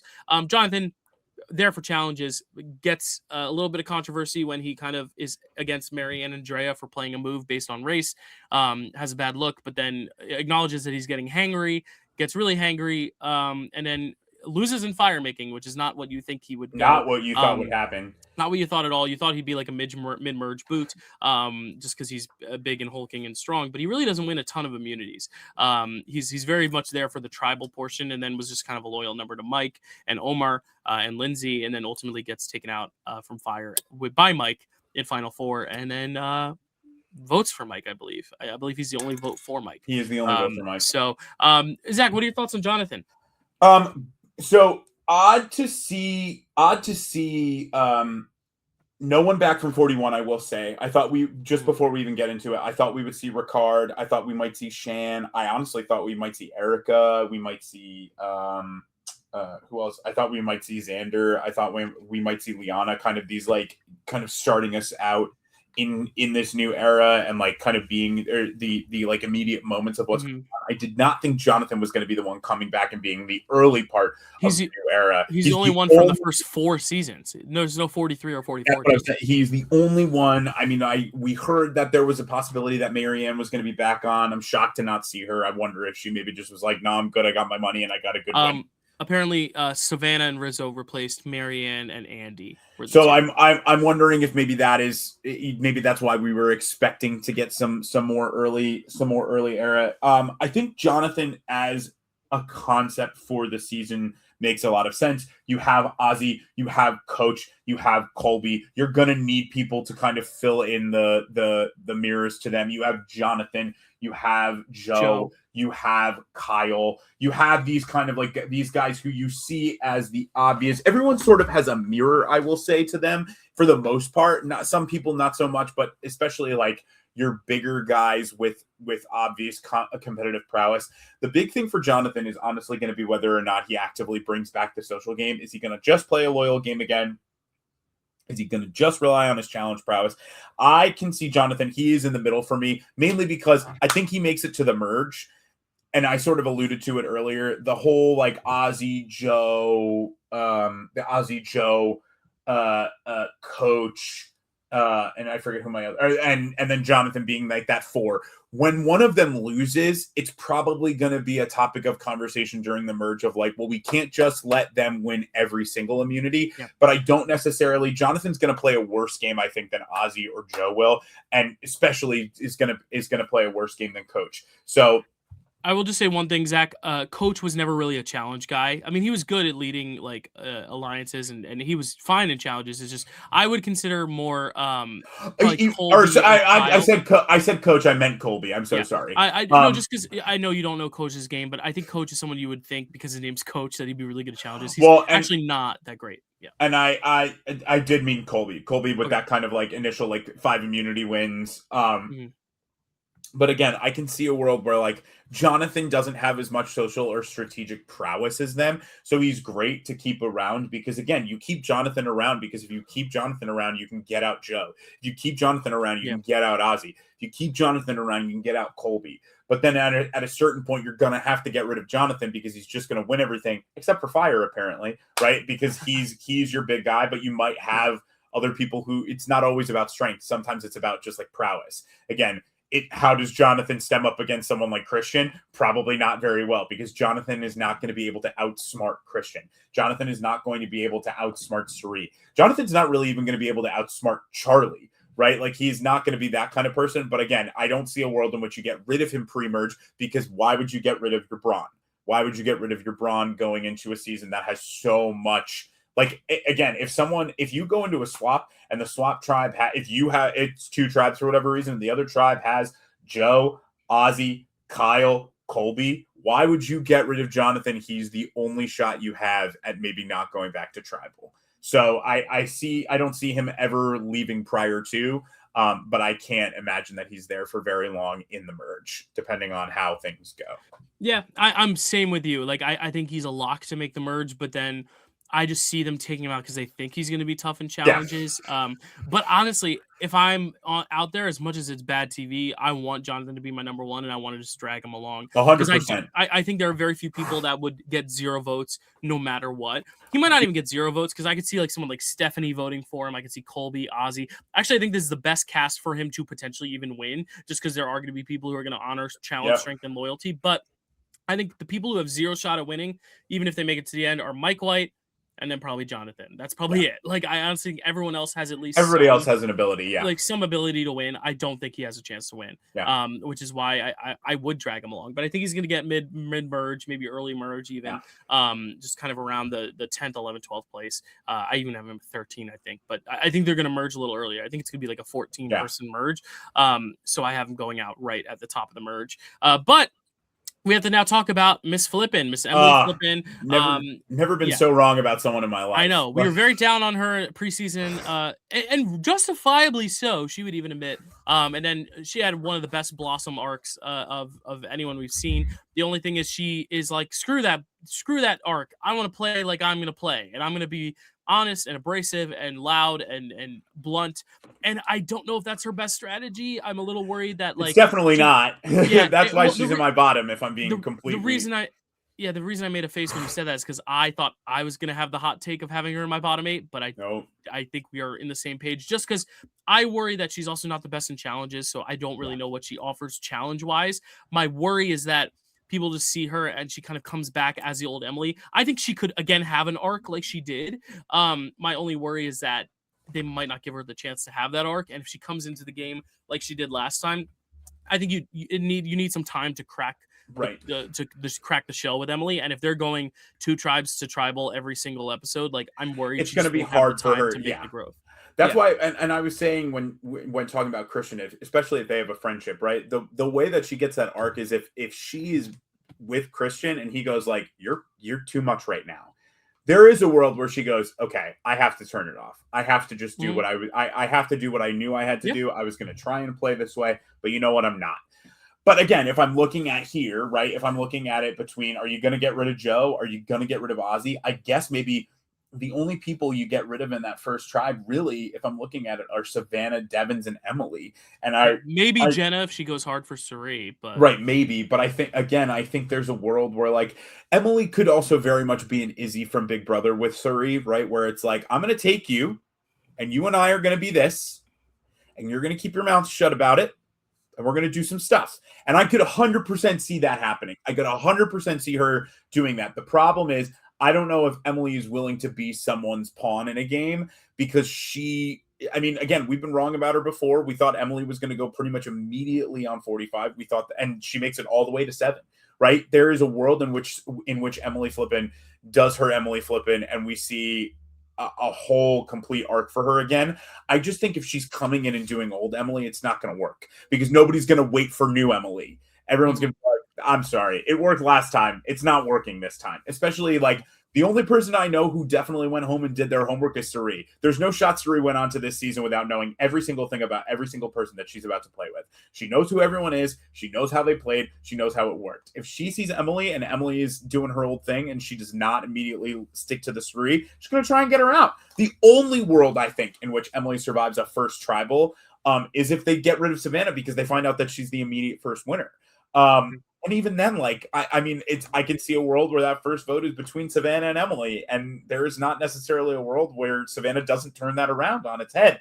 Now, I think Emily is probably towards like the middle of my bottom. It just depends if she really gives up the old Emily versus like doing something new. I don't know. We'll see. Yeah. My hope is that Ozzy and Joe win challenges and she never has to worry about it.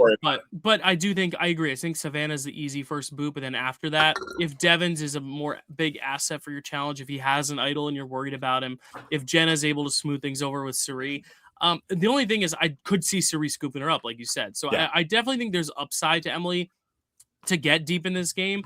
I think she could even be a runner-up if Suri is her number one ally. It's just going to be a question of who they link up with. Because I think Christian and Emily are going to be a pair. I think you're going to see Suri and Ozzy as a pair. And then I think maybe Joe kind of links up with the Suri-Ozzy contingent. Maybe Christian and Emily also join with that. And then you have Jenna and Savannah on the outs. We'll talk about tribes in a bit. But there could also be a world where it's just Emily and Christian on the bottom. Now, there is also a world where if they swap and she ends up with someone like D, I mean, they're the only two that they have from each other's season. So I can see them definitely. Also played with her. I can see them definitely riding hard together, especially considering the fact that like Emily probably doesn't give a shit that D won. Sorry, I didn't think about it. I know I shouldn't say that she doesn't care that D won, but more so in the fact that like, I don't care that you won. I will use you to help me right now, but I won't go to the end with you. I can see them working together, but not being aligned. She did say she could potentially work with D, but she's like, I'm not losing to the same person twice. And no, that I think is going to be a downfall for her, though. I think that's... Yeah. Go ahead. I think that's a correct way of thinking. It's just going to be a matter of what does that look like? Yeah. What does that look like? Really worried that if she links up with D, she's going to be so hard pressed on like, I can't trust you again. Right. That's going to bite her in the ass. I really hope I'm wrong. I really love Emily. And I'm really excited to see her back, but also she's been probably the most invisible person in the marketing, which is not necessarily odd. Which is not indicating that she's going to be an early boot. It just could just mean that like CBS is not making it a priority to be like, remember Emily? Right. I think D has been much more of a focus than Emily has, even so much so that in the 10 episodes leading up to the Survivor premiere, the episode they showed for 45 was the Drew blindside, where Emily's already been voted out a week prior. So that's a bad sign, I think. But I hope I'm wrong. Let's move on to the winner, though. Our first winner on the season here, D. I love D. I think she's the best player of the new era. I know some people will say because she people will say because she almost fumbled the boot with Katora, or the Katora Final 5 boot, and then almost lost the game. No, because Katora was Final 4. Who was Final 5?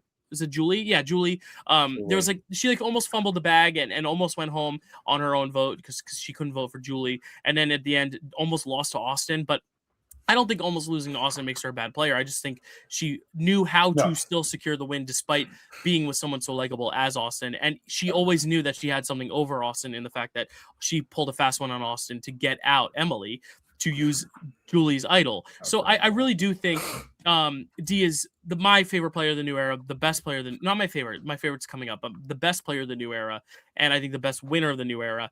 And for that reason, she's going to have a big target. But even then, I think because Kyle and Savannah have played more recently, she still has the lowest threat level of the three winners, which I think is crazy. I don't know how you could look at her and be like, yeah, I still want to work with D, but I think she just hasn't missed like Suri does, and I'm really excited for her. The only thing is she does want to play a more villainous game, and she already did play a villainous game, so I'm really excited to see what that means. But yeah, what are your thoughts on D, and where do you think she's gonna fall? I'm gonna put her, and I only had one winner in the top 8, and it is D. I think that of the new age players, D is probably the only one who has enough prowess to win twice, obviously. But also to like, I don't think D is just going to stick around with new era players, and I think that that's what's going to change the way that she plays versus versus anything else. I think she is 1000% going to stick her hand in a million different cookie jars, and that's going to be a huge profit for her. Do I think that she's going to win again?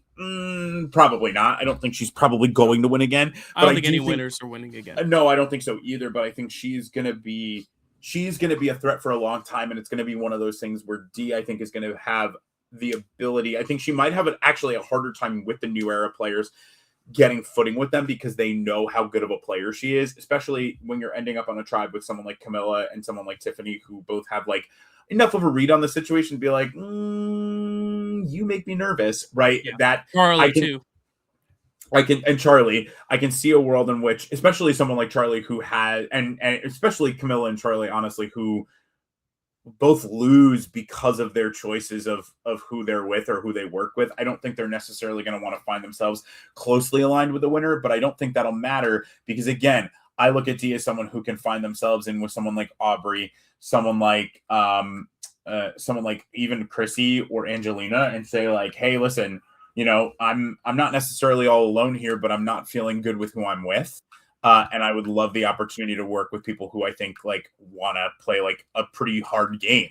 Yeah. So I can see a world in which she sees herself in the top 8, but I mean it like 8. I don't mean it like 3 or 4. I mean like 8 or 7. Yeah, I have her in my middle just because of that. I think honestly she has a good shot of making the merge. Just also because also with strength on her tribe, like you have Jonathan obviously, but for the women, I think she's stronger than she's definitely stronger than Camilla physically. Probably Tiffany. Chrissy is an immunity winner, but she's winning immunities that are like individual. I Right. think she's going to be the biggest challenge asset. Also because she's now done the challenge, which I think people forget. She's actually coming hot off the challenge to do Survivor again. Like she is so well equipped to do well physically in this game that I Yeah. think it's going to be one of those things where, well, we'll get her out when we get her out in the merge. And I do think she's also got a social mist where like I could see her linking up with Tiffany. I could see her bonding with Chrissy. I could see her bonding with Coach Mike White. I even see a world where she could get Camilla's good graces. I think the people she's going to have to worry about are like Charlie and like maybe Jonathan just because he's threatened by her. But I don't know. I think she's set to Right. make a deeper run than people expect. Going from the letter D to the letter Q, let's talk about Q. Zach, I mean, we don't really need to tell the viewers what Q's deal is. You Q don't is need to Q. know anything We know about Q you. voted out with an idol in his pocket after several attempts to quit the game, but also not quit the game. He was on a disaster tribe, came out of it, confessional machine, a lot of chaos, butted heads with Tiffany. Oddly, Tiffany and him kind of want to work together because they know each other's games, know the devil you do versus the devil you don't. But almost everyone's targeting Q. No one really wants to work with Q. The only two that I mentioned even remotely, kind of linking up with Q are Tiffany and then Genevieve, who was on Q's tribe. But Genevieve likes her chaotic men, so she wants to work with Q. Yeah. But otherwise, Q is kind of everyone's number one, maybe not target, but definitely the person they don't want to work with, which I think is a bad sign. But what do you think, Zach? Put him in your bottom 8, everyone, because you should. I hate to Yeah. be that guy. It just is.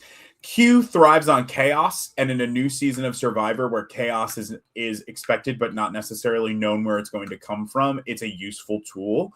On a season like this where a lot of people are known for creating chaos but in a much more sneaky way, people are not gonna, I mean, maybe that'll be to his benefit in the fact that people like to look at chaos in terms of like, maybe again, sort of in the Tiffany mindset of like devil I know versus the devil I don't. But I don't see a world in which, especially like ending up on the tribe with Aubrey, I think has definitely lessened Q's chance of making it out of those first couple of tribals, because I think, again, I doubt that Aubrey doesn't know that he said what he said about Mariah. Especially because they're all. Oh, she knows. She's mentioned it. That's what I was gonna say. Like, yeah. I mean, it's one of those things where, again, she could be like, let's work together and see what it works. But I wouldn't trust Q if I had a 10-foot pole to touch him with. So I think Q's in the bottom 8. I would love to see him go far. I just don't think it's right. I don't think that's gonna happen. Yep, he's in my bottom 8 as well for all those reasons. Yeah. I think he's dead on arrival. My only hope is that they win some challenges so we can see him more, because I want to watch him. Look how nice he looks. I want him on my season, not even because he looks nice, but because I want the chaos. Like, I want to see him and Genevieve make a deep run together. I don't think I don't think we're seeing it. He was great. He was great for 46. I think it's over for him, unfortunately. And now we move on to Charlie, runner-up of that season. Most people would have said he should have won that season. Probably would have won if Maria didn't change her vote to Kenzie last minute. And if she hadn't, it would have been a tie, and Ben would have broken the tie in Charlie's favor, he said. So Charlie coming into the season, obviously knowing Q, obviously knowing Tiffany, playing more closely with Q than Tiffany, but he's kind of his own entity. People are kind of viewing him as like the fourth winner of these new school players just because he was a vote away, almost tied a vote. And he didn't win because of a very iffy, weird circumstance in the end. It wasn't because he lost that vote for his own, at least seemingly because of his own volition. It was more of like she saw Kenzie and had a look and just knew she had to vote for Kenzie. It was in her path, Maria, to vote for Kenzie over Charlie. I do think Kenzie deserved the win, but Charlie is a very good runner-up, and I think he's been talking about how he's like, I know I'm a huge threat, but everyone here is a big threat, so I'm gonna play hard, go harder. I don't want to play a kind of cool, calm, safe game. I played a very safe game last time. I don't want to play a safe game this time. I'm like, Mr. Charlie, you are a big threat, and everyone knows you're a big threat. I think he is not. I don't think he's aware of his threat level.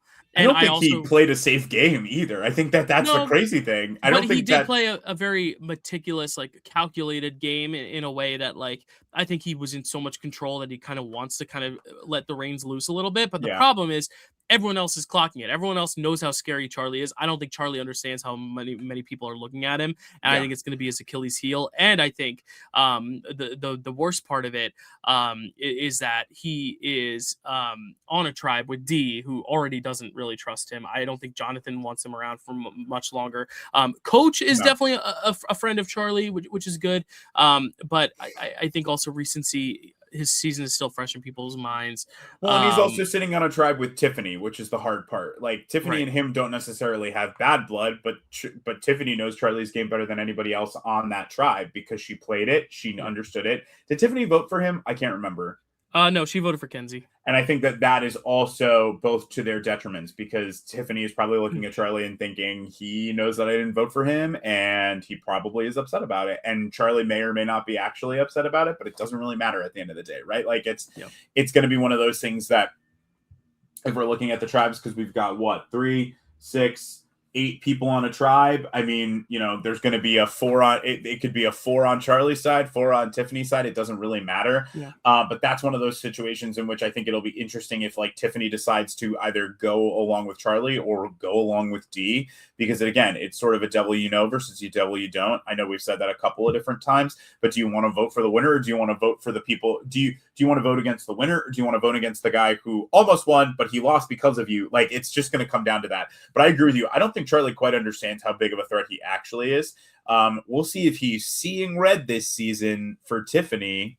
Yeah. Did you like that? I like that. But also, he also is someone who wants to play a more cutthroat game. I think if he played a more safe game like he did last time, I think he does well. Like, I think the problem is that it's not that he's unaware of his threat level. It's that he also wants to change up his game that was working so well in the first place. And I don't know why in the world you would want to change up the game that you played when people now know it and they actually would prefer to know what kind of game you're playing. I think that, I mean, again, that also depends if he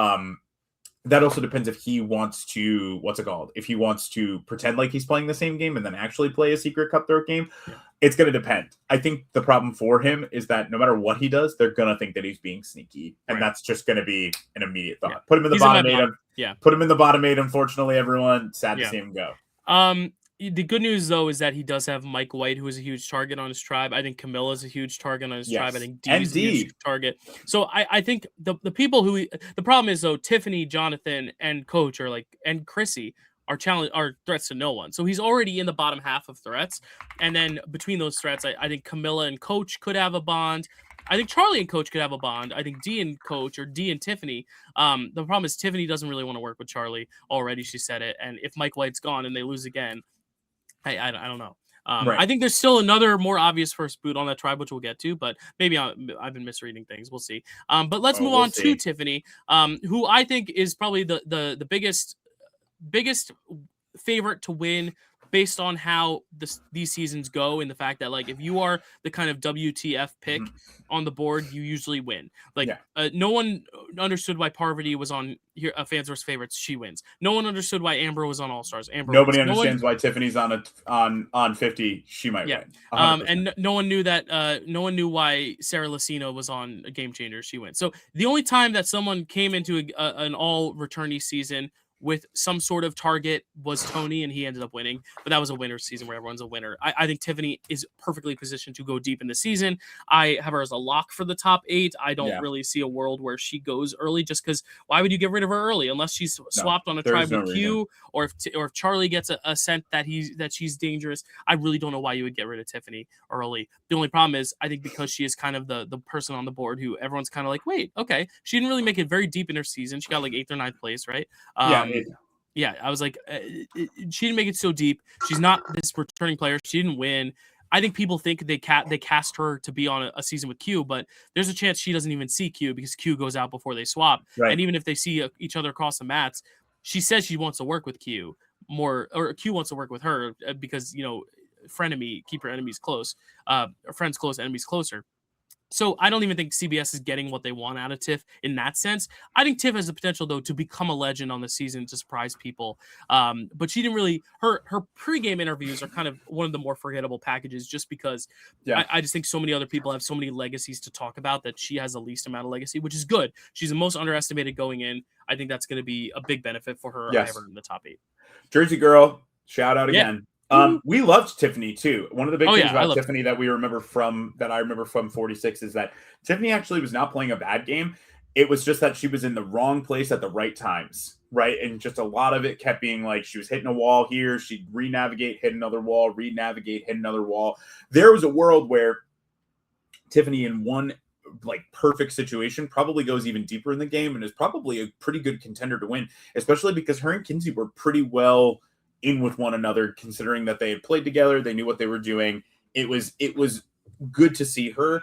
I have Tiffany in the top 8 because I've seen a lot of things that basically say like Tiffany is probably of the new era players is in the best case scenario to win, because all of the other new era players have something that people remember about them. Rizzo and Savannah being the fact that they're in 49, Joe with Eva, Camilla and Kyle being a huge duo and people thinking that they're going to go against her, Genevieve with Operation Italy, every single one, Emily Flippin, Charlie, like they all have something that like people are looking at them and they're going, that's what you're remembered for. But you don't really remember what Tiffany is remembered for because there wasn't much for it. But I think that the reason she's back is because Survivor and probably Jeff. I mean, Jeff has a hand in a lot of this. And I imagine that they understand her prowess as a player. And again, if you look at someone like Tiffany and you look at how she's played the game and like her kind of her malleability as a player. I mean, you put her on a tribe with Aubrey, Suri, Chrissy, and Angelina.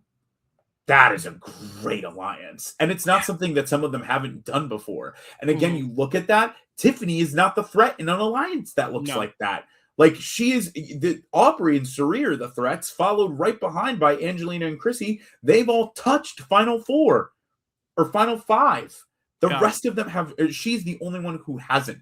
And there's a reason for it. So I can see a world in which she is able to really like throw herself right under that radar and coast until the final, right? Especially if she's looking for Q as like a potential person to work with. If Q goes early, she's a free agent and she's going to use that to her advantage, I feel like. And she's also going to be able to play people. Again, if Charlie and her end up wanting to work together, who's the threat of the two of them? Charlie or her? It's Charlie, right? Like she is just perfectly situated to make it far in the game. And I'm hopefully excited that that's the case. I agree. I have her in my top 8 for all those reasons. I don't know if she can win only because, like, I think also there's that meta of people understanding that that type of player always wins and might get a little scared and take her out. We'll talk about it when we get to our boot list, but I have a spot for her that I don't know if I feel 100% about, but I'm like, that makes a lot of sense for me. But here we go. I said D is my favorite winner of the new era and the best player of the new era, but this is my favorite player of the new era, which is Genevieve, Mother Vive. She's here with the Bob.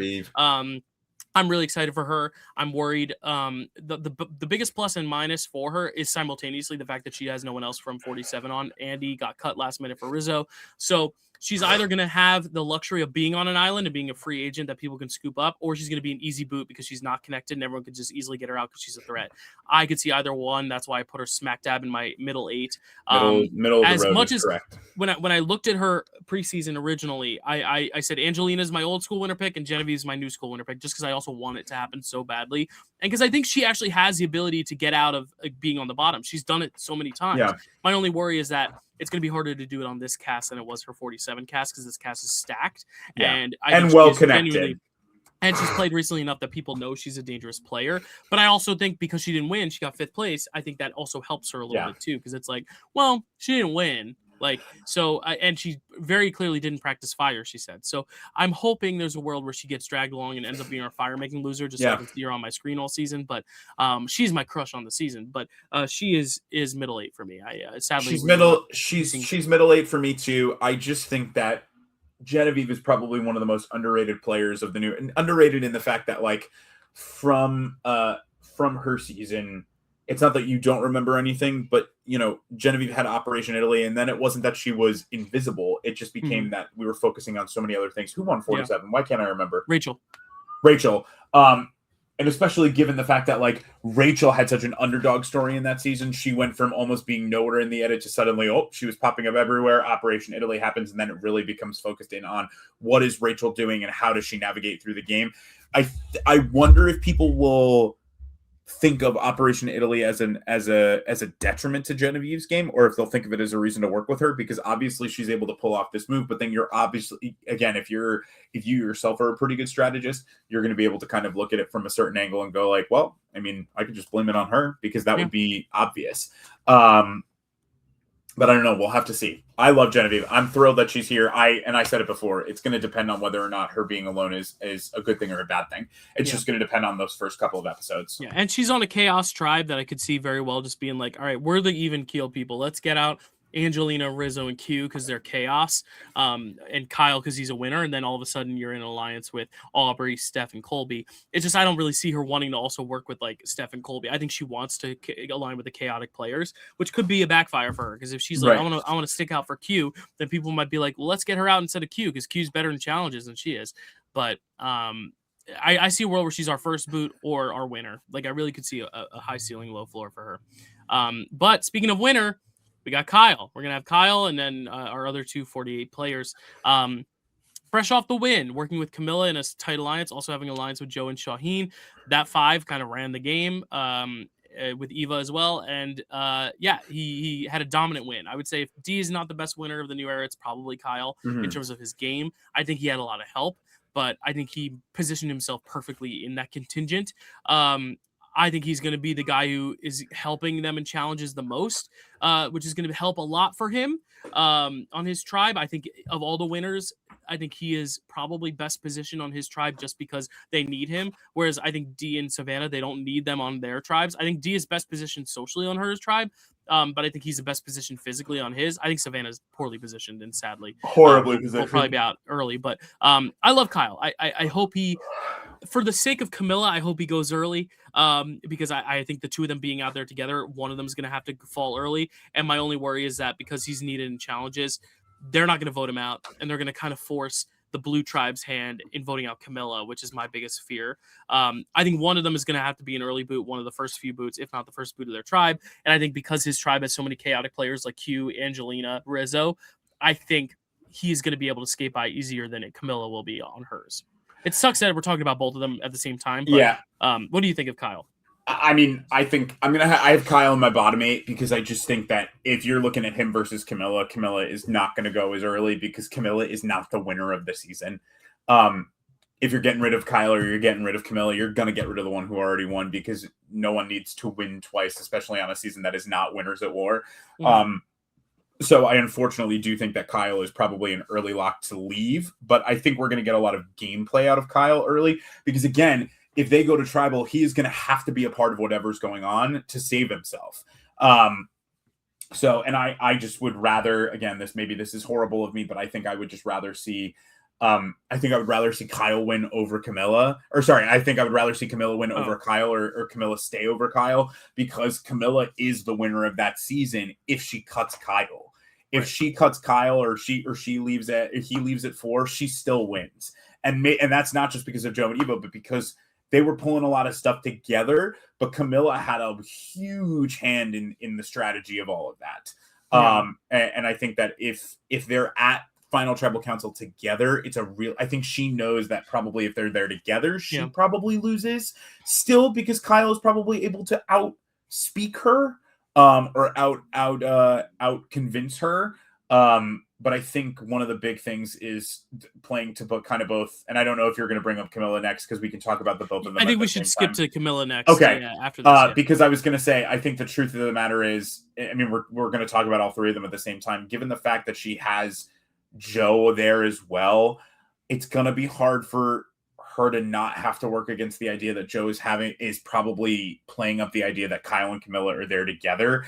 And when you're looking at a first, third, and fourth of a season all there at the same freaking time, and Joe knows that in any sort of scenario, if he's with Kyle and Camilla, he's the 0 vote finalist probably at that final tribal council. I think he knows that at the end of the day, they're going to have to be separated. It's just a matter of, like, Camilla is going to know that she can't stick with Kyle. She's going to know that game won't work anymore. Yeah. And it's good that they're not on the same tribe together, because I think they would be an immediate lock for people to just be like, let's hammer down on them.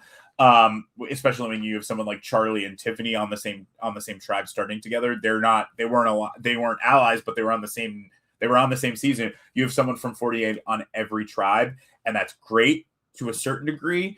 But I think Camilla, if they end up together, Camilla's kind of gonna have to mastermind Kyle going home, or gonna have to be part of it going home. Mm-hmm. Camilla, honestly, for me, is a top 8er. Okay. Because I think she's just so good at the game and so, like, under the radar ish when it comes to something like that. That I don't see a world in which she is not pretty immediately, like, well integrated in with people. She's got she is great at being a loyal alliance member, and I think that people will remember that, and it's why I think people are going to want to try and get to her. It's just going to be a matter of who is trying to get to her, and how they're going to utilize her, because again, if I'm looking on that tribe that she's sitting on, obviously Dee is a much more imposing threat than she is. Charlie is a much more imposing threat than she is, but after them, I mean, there's not many left. And even though Mike White might be your easy, like, let's get him out, we do not want him here.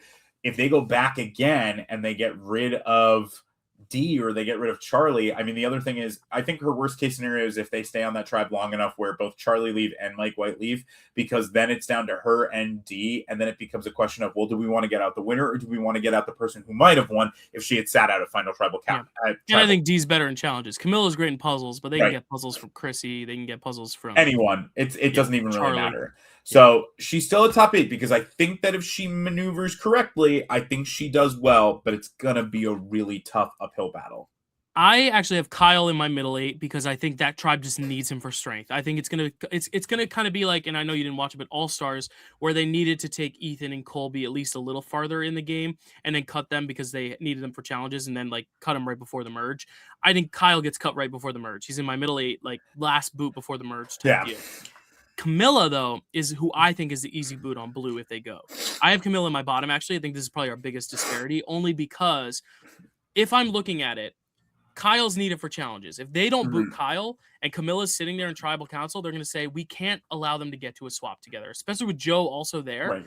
And I think even if Mike White is still there, like, if we're at our first tribal, Mike White has to just say, why are we going to leave her in when Kyle's over there? She's like, and Mike White can say, I have Angelina, I have Christian, but neither of them won the game. She is the winner and the biggest Hulk Joe on the other tribe. And I really do think Jonathan could be scared of Camilla. I think the best thing about Camilla is that Coach is her favorite player, and if she plays that up, I think Coach will take care of her. But I could see a world where her coach and Charlie are on the bottom, and Mike White joins up with Dee, Chrissy, Tiffany, and Jonathan to get her out. I just have a bad feeling about. As soon as I saw the cast, I said she is the most screwed player, because Kyle is good in challenges, and they're going to want to get rid of Kyle, but they can't get rid of Kyle, so they'll get rid of Camilla. And that's the worst case scenario. My best case scenario is that they just immediately get to tribal, and they're like, you know what, Kyle, you're a winner. Go home first. If Kyle's the first boot, I think Camilla could make the merge, could make it deep. it's going to depend on what happens with Kyle. If they're both there and Camilla goes to tribal first, I think it's going to be hard to not be like, hey, we just have to split them up. Because look at everyone else on the tribe. Coach doesn't really have that number one. Tiffany, Chrissy, D, Jonathan, Charlie, Mike White. Mike White might have a number one with Angelina, but are you more worried about Angelina or Kyle? I think Camilla is a person that you just want to get rid of because you can't risk having them both in the game together. And that's sad. But for me, I would be targeting Camilla first for that reason, and it sucks. I hope I'm wrong. I hope I'm wrong. I hope you're right, but I'm really worried. I think she'll need a swap early, and she'll need Kyle to go early. If she can swap and Kyle goes early, and she can still make inroads with Coach and maybe Charlie, I think she could be okay. But for me, if each tribe goes to tribal first, I have Q as the first boot for his chaotic tribe. I have another player from Orange as the first boot. We'll talk about her in a sec, and then I have Camilla, just because I think she's going to be the person that, if I'm looking at even Mike White, who is a target, I think she's a scarier player than Mike White is. I think she's just the scariest player that's not D or Charlie, and I think D or Charlie has a little bit more game to maneuver when Charlie doesn't have Maria in this game and D doesn't have Andy. Drew and Austin, or Andy too. Yeah, well, Andy was Genevieve, but either way, yeah, like I think was Andy 47? Andy was 47. Oh my God. Operation Italy was Genevieve, Sam, and Andy. Yes, Austin. Yeah, I knew you meant Austin because Austin looks like Andy with the long hair. But yes. I think the problem is Camilla's number one is in this game. D's number one, right. Charlie's number one. They're not. Mike White's is, but Mike White is not as scary, I think. I don't know. Cool. Let's get into Joe, though, because he's kind of the big factor here of like, wait, where is he? He's the only one who has a vertical picture. Okay. Joe is tough because Joe is someone who I think you have to take far because of challenges, but he also has two very close allies. He was still close with Kyle and Camilla. I think that's the thing is like, it wasn't like he was on the outside. The four of them worked together pretty tightly, and Shaheen as that fifth. So I am a little worried for Joe early on if his tribe loses a few times and they feel like he's expendable. I think he, though, can be a lock for the merge, and he's someone that I just don't really see why anyone would target him. Also because he has the luxury of having just been seen losing really badly playing a loyal game. That's the best type of person you want to work with. It's like this guy is loyal to a fault, and he's terrible at tribal counts, final tribal. Why not align with him? And I was gonna say his rise or fall is going to be determined by Suri on that tribe, because she knows that, and if she decides like, well, I always need someone who's loyal to me, and tries to use Joe, it's just going to be a matter of if Joe is like, am I really going to play that game again? Or if he even thinks of it that way. Because I think it's funny. I'm on this Reddit, the tribal division, and they each have where their name, where they're from, their seasons, and then a fun fact about them. So like, for example, Emily Flippins is Emily Flippin 30, Laurel, Maryland, Survivor 45th, their placement 7th, and then Strategic, Aggressive, and Blunt. And Joe's is Joe Hunter, 45, West Sacramento, California, Survivor 48, 3rd, Fire Captain, Eva Protector. That is the funniest thing in the entire, but that is really like, it might play to his benefit that he is known for protecting Eva, because at the end of the day, if people know that you're just going to play a blindly loyal game, then why would they get rid of you if they're your ally? It's just going to be a matter of who he's aligned with. But it's also a matter of if he wants to play that way, or if he's going to publicly be like, I'm not playing that way. Because if I were Joe, I would try and play that way and really play it up, and then try and like maneuver my way around in little circles. Because if people think that you're just going to be loyal to them, why would you not just continually bounce from place to place to place and use that to your advantage? And again, this is one of those things where, like, if he wants to prove he no longer plays a loyal game, then tell everyone you're not going to work with Kyle and Camilla. Tell them that the first chance you get, you're voting both of them out, because now all of a sudden you have better real estate with people. You have more area with them. He's my middle 8. I don't think he's going to the end. I think they'll probably get rid of him mid-merge, depending on how well he plays the season. He could maybe make top 8 if they're just looking for someone to keep around, but I don't know if they're going to do that, especially if they have more loyal individuals that they're working with. See, I think Joe is going to play the same exact game he played, because he hasn't had the time to reflect, and he could say, I'm not going to be able to play a loyal game anymore. But if he says that, I think people will be like, all right, then I don't want to work with you. Bye. Right. I think he has to say, I'm playing a loyal game. Not loyal to Kyle and Camilla, because there's a chance they're not even there when he swaps or merges. Because I have both Kyle and Camilla going out before the top 15 even. If they swap at 15 or merge at 13, he'll be fine. I think the best thing is that like Sari's gonna want to work with him because he's loyal. He's good at challenges. He'll probably link up with Ozzy. He's gonna get along well with Christian, with Jenna. There's no one I see him on his tribe not getting along with. I even see him getting along with Savannah and Emily. I think he's gonna get along with everyone. I think he's gonna be loyal. I think if there's a one person for me that is a lock to make the finale, no matter what circumstance happens, it's Joe. Because I'm like, why would anyone want to get rid of Joe? Why, unless he's a challenge threat? But even then, I feel like seeing how badly he tanked his tribal council, I'm not even worried about sitting with him at the end. Because even if he's played a loyal game, if I'm Sari, I'm like, okay, fine, but I'm Sari.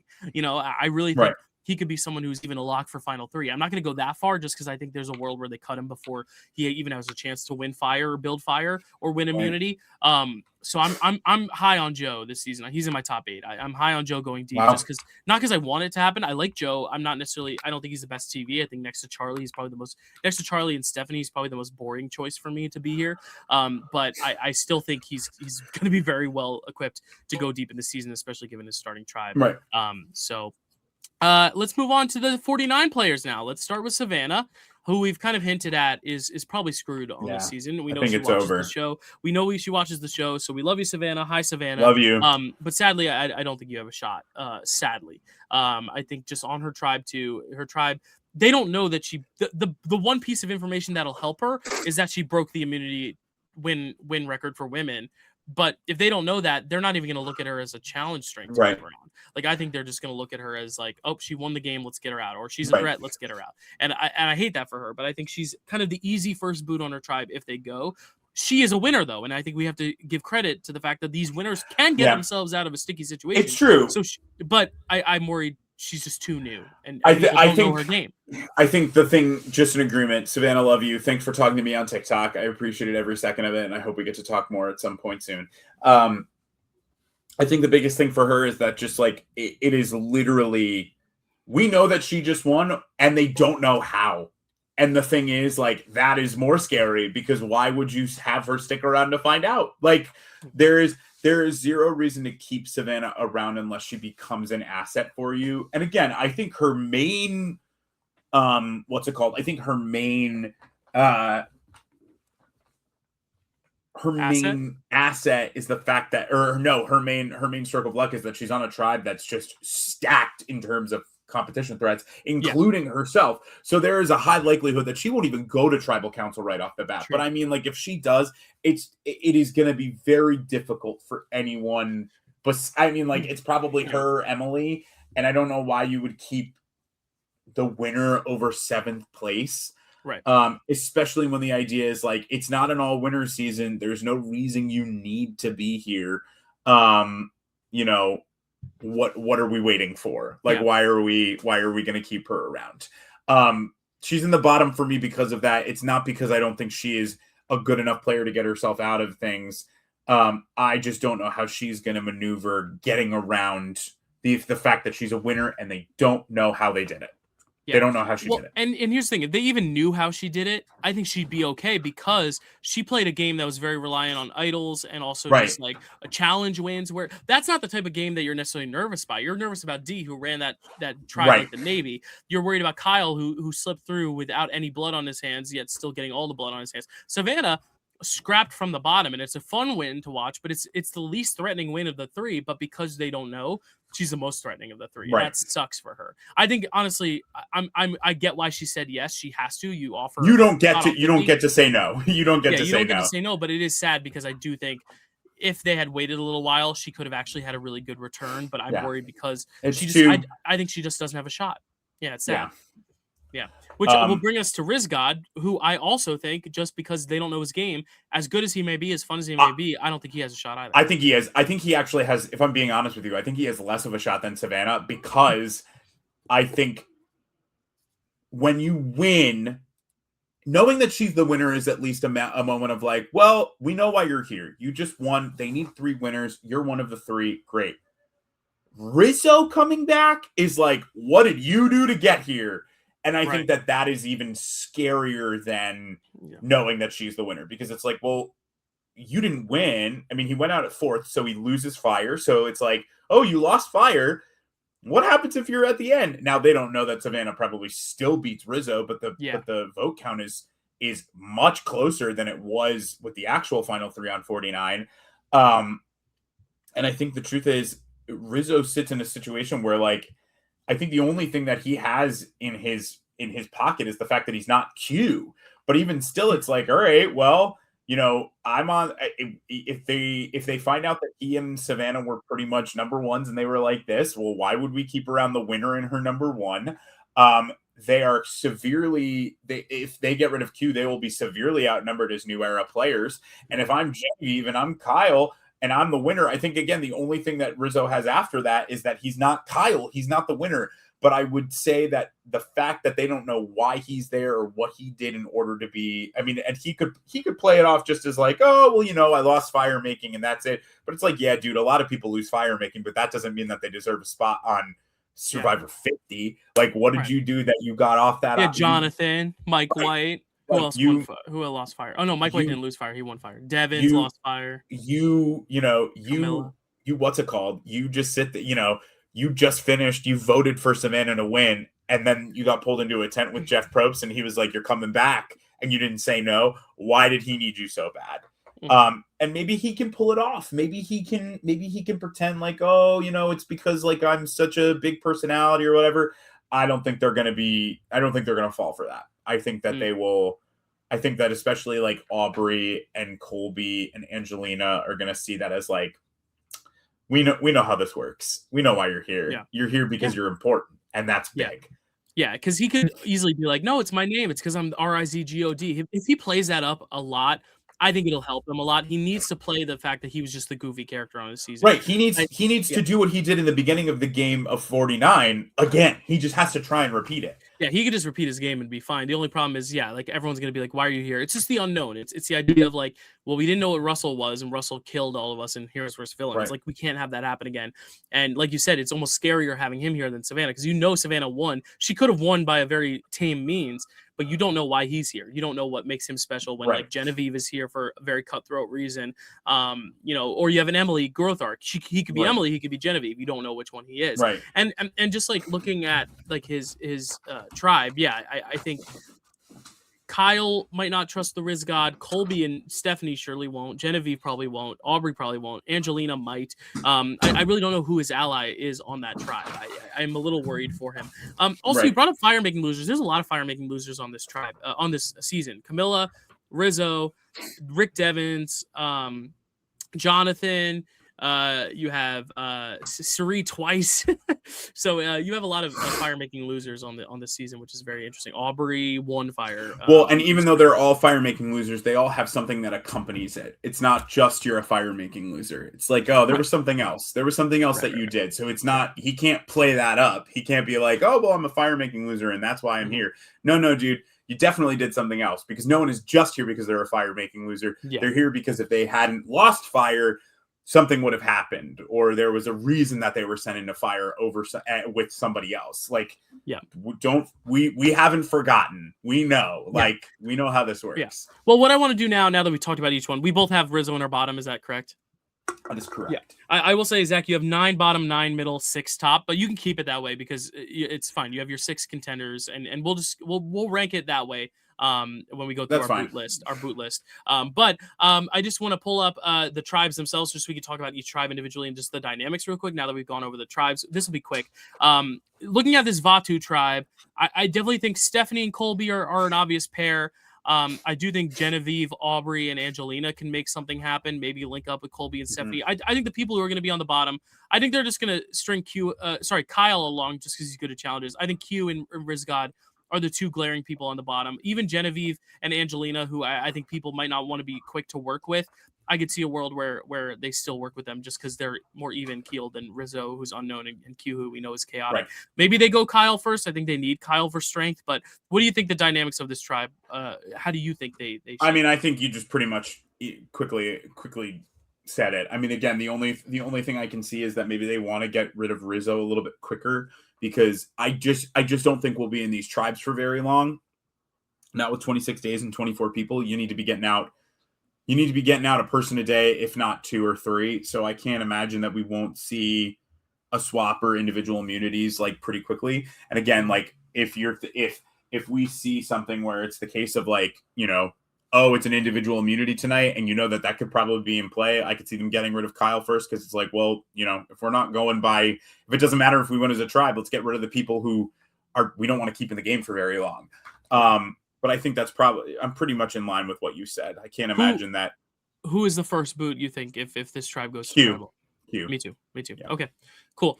Moving on. Oh, and who has the biggest winner upside, you think, of this tribe? I think of this tribe, I think Aubrey of this tribe specifically, I think she's probably got the biggest winner up. I think Aubrey has the biggest winner upside. I just have Angelina also potentially making a deeper run, but Genevieve too could do it. But this is the Sela tribe. I think on this one we're gonna see the strong guys, Ozzy and Joe, working together. I think Suri is going to work with Ozzy naturally. Could link up with Joe as well. I think Christian and Emily will be a pair. I could see Jenna also linking up to Ozzy Suri if she can get over the fact that she wants Suri out. I think the biggest outliers here will be Devins and Savannah, who could also link up, and we have like a 2-2-3-1 split type deal happening where it's Christian and Emily, it's Rick, Devins, and Savannah, and then it's the trio of Ozzy, Joe, and Suri, and then Jenna's kind of the swing vote, or Jenna's the easy out. I think, though, Devins and Savannah will probably be targeted first, or Emily and Christian will be targeted first. One of those pairs will probably be wanted to be split up first. And we don't even know if Devins is going to work with Savannah. So maybe Emily is the obvious boot here. I think it's still Savannah, though, just because she's a winner. But what do you think? I mean, the first boot I think is going to have to be Savannah. I think the only way that changes is if like Suri takes Savannah and is like, you're mine. Like, I'm going to hold on to you, which again might not be the worst thing in the world for someone like Suri to take the winner and kind of have them out in front of her. But I think that could also put a target on Suri's back. Like, why are you working with the winner? Why do you want to protect Savannah? Yeah. I don't think that it's likely that she'll go very far. And I think the person with the biggest winner upswing on this tribe is Suri. I just think that I agree. I don't think that there's anyone else who can win on this tribe. I think this is a great tribe for her because I don't think Christian is going to be gunning for Suri. I don't think Emily's going to be gunning for Suri. I know Ozzy's not going to be gunning for Suri. I think Joe will work with Suri. I don't even think Savannah will gun for Suri because why would you go for the next biggest threat on the tribe? The only people who I could see gunning for Suri are Devins and Jenna. And I just don't know how well ingrained they are. I could easily see Jenna and Devins going early because of it. So, moving on finally to the Kahlo tribe. Again, Jonathan's sticking around for strength. I think Coach is fine. No one's looking at him as a threat. I think Coach, Charlie, Mike White, and maybe like Camilla could be an interesting quartet. Maybe you also rope in like Dee and Tiffany and Chrissy's the easy out. Or maybe Chrissy and Tiffany, by being these more under the radar players, team up against like Camilla and Charlie. I don't know. This one I could see anyone but Jonathan or Coach being the first boot of this tribe, and probably Tiffany. I could see any one of like Chrissy, Charlie, Mike, Camilla, and Dee being the outs. But I could see people working together. I could see many different alliances forming here and many different separations. I mean, I just don't think there's a world, especially on this tribe, where like Jonathan, Dee, Camilla, Charlie, and Tiffany shouldn't link up together. There's no reason. You're all new era. You're going to get picked off later on. Why would you not keep your numbers strong? I can't imagine that that's not. And then I think breaking up into little like quadrants. I mean, I can't imagine that Dee, Camilla, and Tiffany won't want to work together. They pull in Chrissy. That's a good 4, especially if you get rid of Mike. Especially, I mean, I think this is pretty obvious. I think Mike White is probably the easy first boot on that tribe, given what we know about how they all feel about it. I think Jonathan is pretty much a lock for the merge. So I can't imagine that then if you've got that 4 of women and then you've got the 3 between Coach, Charlie, and Jonathan, you're able to kind of like take Jonathan and Coach to different areas. You get rid of Charlie. I think it'll just be, I think if anything, this tribe is actually going to have a lot more fluidity than the other tribes, because I think the others will kind of align themselves with each other pretty quickly. And that'll be like a quick boom, boom, boom. Yeah. Cool. So I'm going to bring up the big cast photo, and now it's the time we've all waited for, our first power ranking of the season. God, I don't have enough energy, which is going to be crazy. I just think, do you have all of yours written out in your tiers, or do you want me to send it? I don't. Can you send it? I'm going to send it to you via text, and then you just gut instinct tell me. I'll just say who's the next boot. Just rattle one off for me. I'll send it to you right now. Just so we can go through this order. Let me know when you have it, and then when you're ready, we can start. Do you have it? It went through. Yeah, I do have it. Okay, cool. So, of this bottom 9 that you have, who is the first boot on the season entirely? I am gonna. This is so hard. I don't. It depends on who loses, right?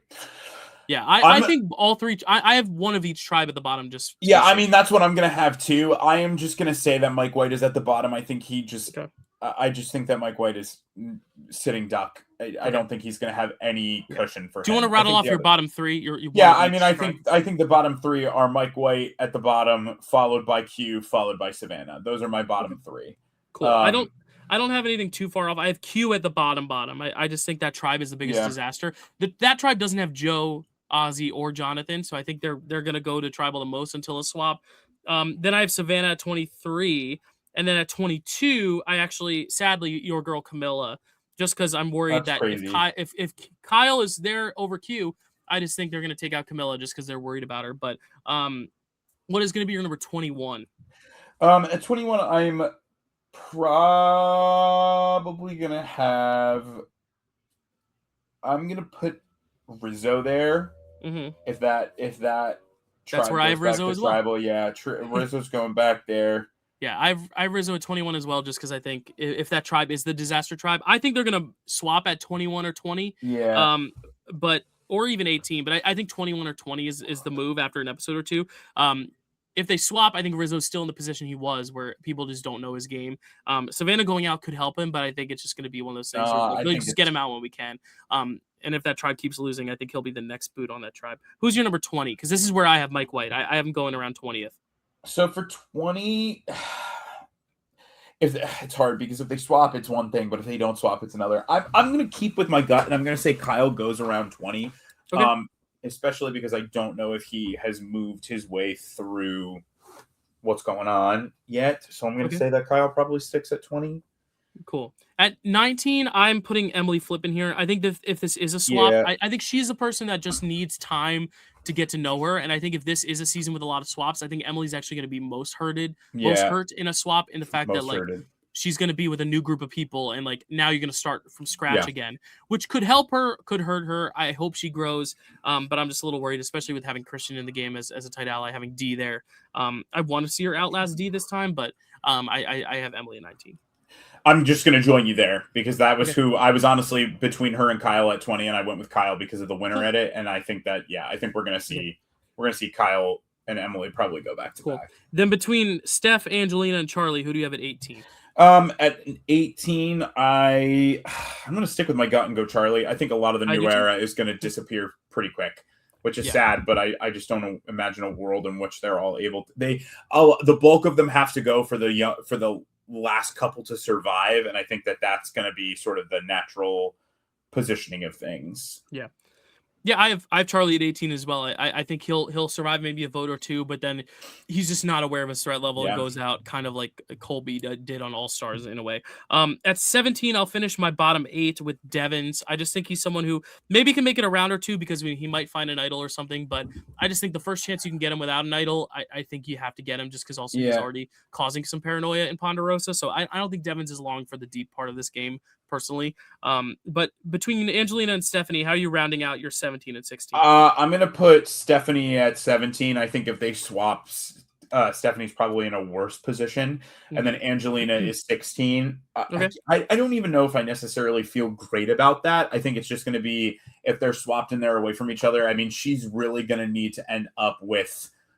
She's going to either need to end up with Christian or really need to integrate herself well with someone. And I think that if they swap away after she's built a lot of those good what's it called, those good relationships, I think it's just going to be hard for her to like find her footing again. Stephanie is sort of the same, but I think Stephanie might be a little bit more abrasive when it comes to Cool. things like that. My 16 is going to be where I have Kyle. I think they're going to merge around 14 or 13 personally. Maybe 15. I think Kyle's going right before that merge. So who is your 15?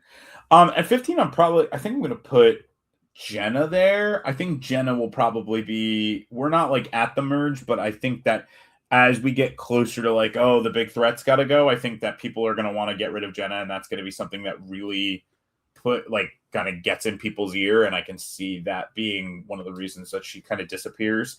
And then honestly, I'll put 14 right behind Chrissy, sort of being the same thing. This is probably when we start actually seeing some old era people go, because if they're all just there at the end, it's going to be hard to it's going to be even more obvious. So I think that starts to even it out of how many are gone versus how many have stayed. Yeah, it's funny because I have Jenna at 15 as well. I have Jenna at 15 and Colby at 14 because I think this is a where around where they're gonna swap, or sorry, where they're gonna merge, and I could see one of them just kind of being collateral damage, because usually when they have like mergatory, Yeah. it's usually someone who's just like an easy pick off. It's never really going for the biggest target. Like, remember Rome was such an easy person for Yeah. everyone to rally around. I think if they're all just like, you know what, Jenna, she's one of the original people. We don't know her as well as we do the rest. Colby, same thing. Like one of those two, Yeah. I could see them falling around the midway portion of the season where they really do a good job surviving that early portion, but then once they get to the merge, it's just moving too fast for them, and they go out 15, 14. Who do you have at 13? I have Colby there because I think that, again, it's one of the. Oh, actually, I'm going to switch. I actually think that Ozzy probably goes there. Okay. That is like a perfect middle of the road for me. Ozzy is a challenge threat. He loses a challenge. You got to get rid of him. And we still have, like, for me, we have Joe, we have Jonathan, we have Colby, we have Ozzy. You got to get rid of Ozzy at that certain point, because if you let him go too far, he's just going to win out, and that's going to be a very difficult thing to navigate around, I think. Cool. So then do you have Colby at 12 or? Yeah, I'm going to put Colby at 12, kind of following right after. Then you've got the two old era players who were like your biggest challenge threats kind of gone. Now you've got Jonathan and Joe kind of coasting along, but you know where Jonathan and Joe's games are. And I think that that's going to be a big thing. Yeah. Actually, at 13, I do put Jonathan just because if I'm looking at it, I'm like, you know what? He's an easy person to take out here. You have an easy excuse. I think this season it's going to be a lot of easy excuses. Like if Q is like, I want to quit, it's like, good, bye. Yeah, goodbye. If Jonathan is there and it's like, well, he's strong, let's just get him out. If I hear that, I'm like, okay, period. Good. That's enough. Period. And at number 12, though, I'm gonna put Genevieve. I really want her to do better. I have her smack dab in the middle of the cast because in my heart she's number one. But I'm worried she'll be the first boot, honestly. But I have hope that she can make it a little deeper. Maybe to this halfway point, early merge. I just don't see her getting too deep in the game, but I would love to see it happen. So it's a hope diction that she's even making it this far. But who's your number 11? At number 11, I am gonna put Christian, and then I'm just going to follow him at 10 with Devins. I think that the two of them are sort of like, they could be interchangeable for me. I don't know if they necessarily both make it that far, even just looking at it. It's going to depend on dynamics.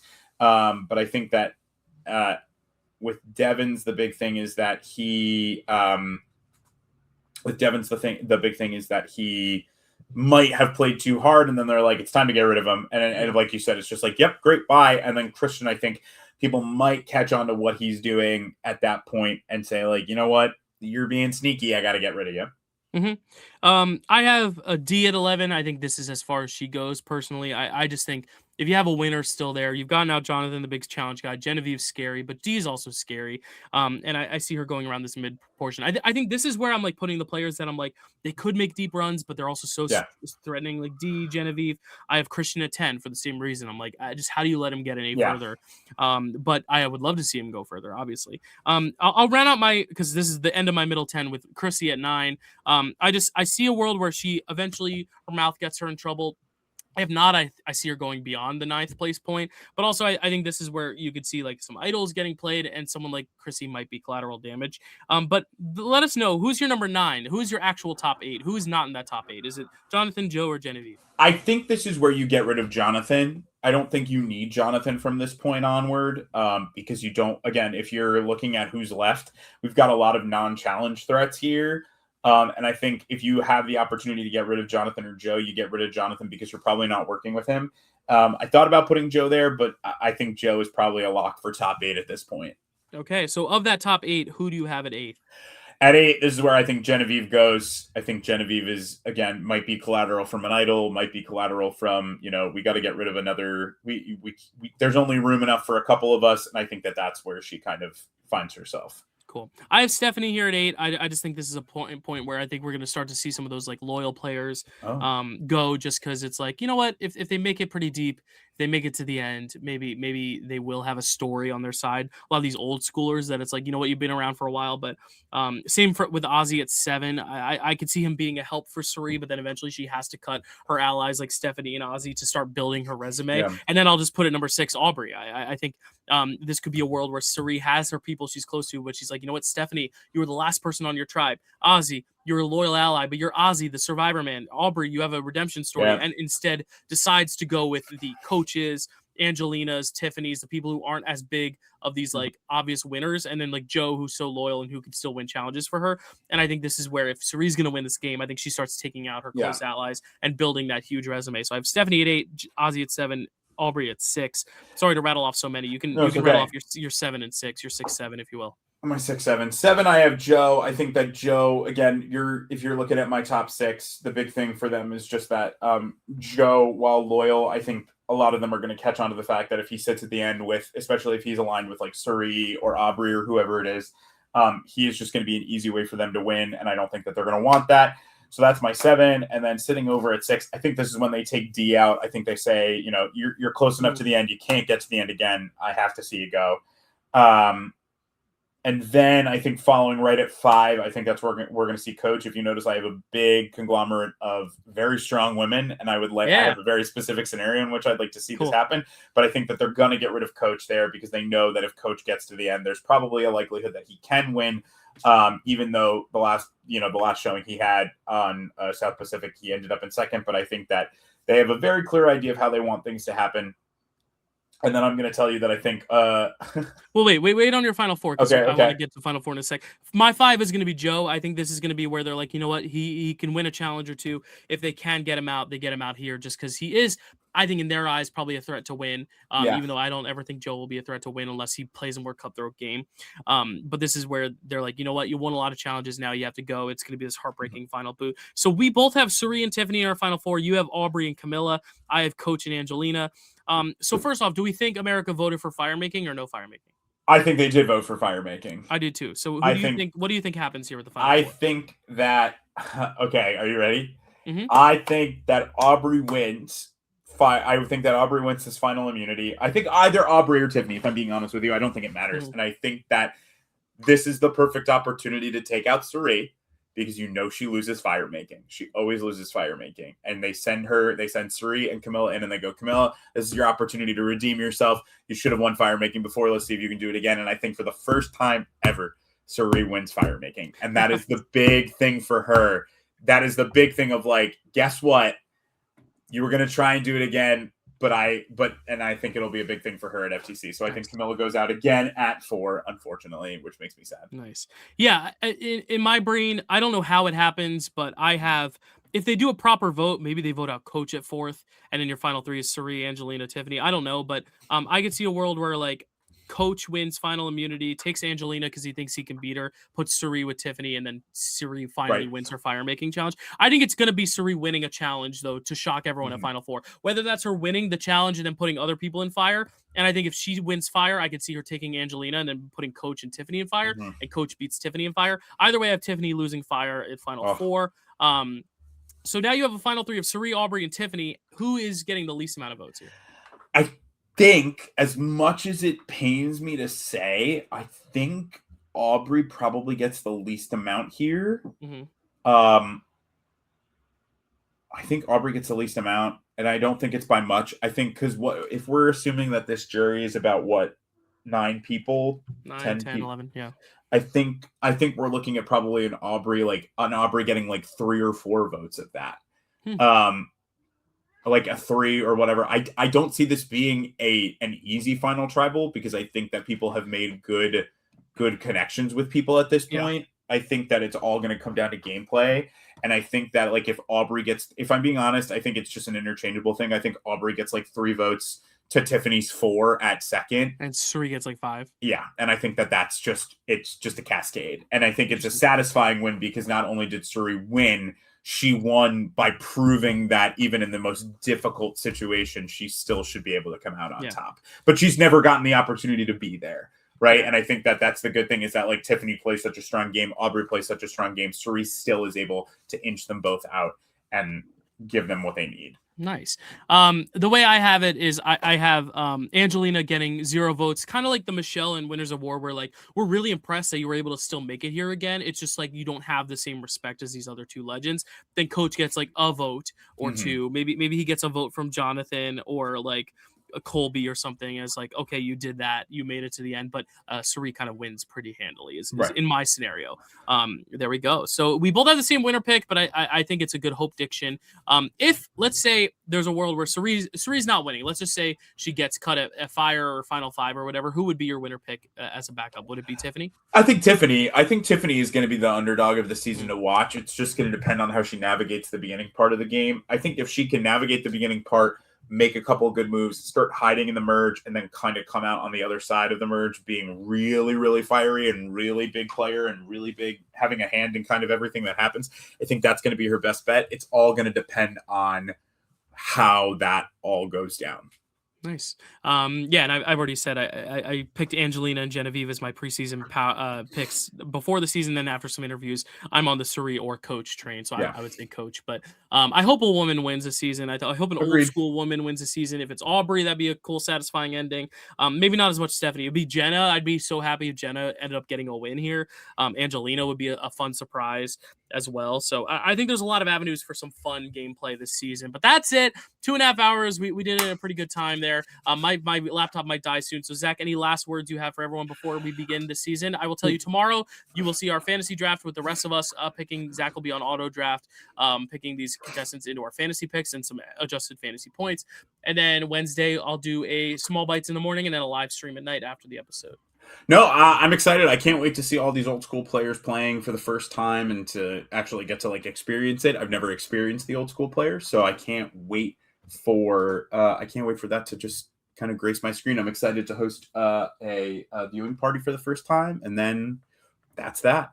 There we go. Well, thank you guys. Tune in Wednesday night live if you want to pop in here. Zach might pop on eventually or not. We'll see who's around, who wants to talk to me, or if not, I'll just talk to the screen, let everyone know my thoughts, just so we can celebrate this, and then we'll do a proper episode maybe the next week after the second episode. But we'll do power rankings for sure on TikTok, so stay tuned for those for our top. We don't even know if it's going to be 23, 22, 21 power rankings, but thank you guys so much, and It is, yeah. yeah, and we'll see you next time. Bye.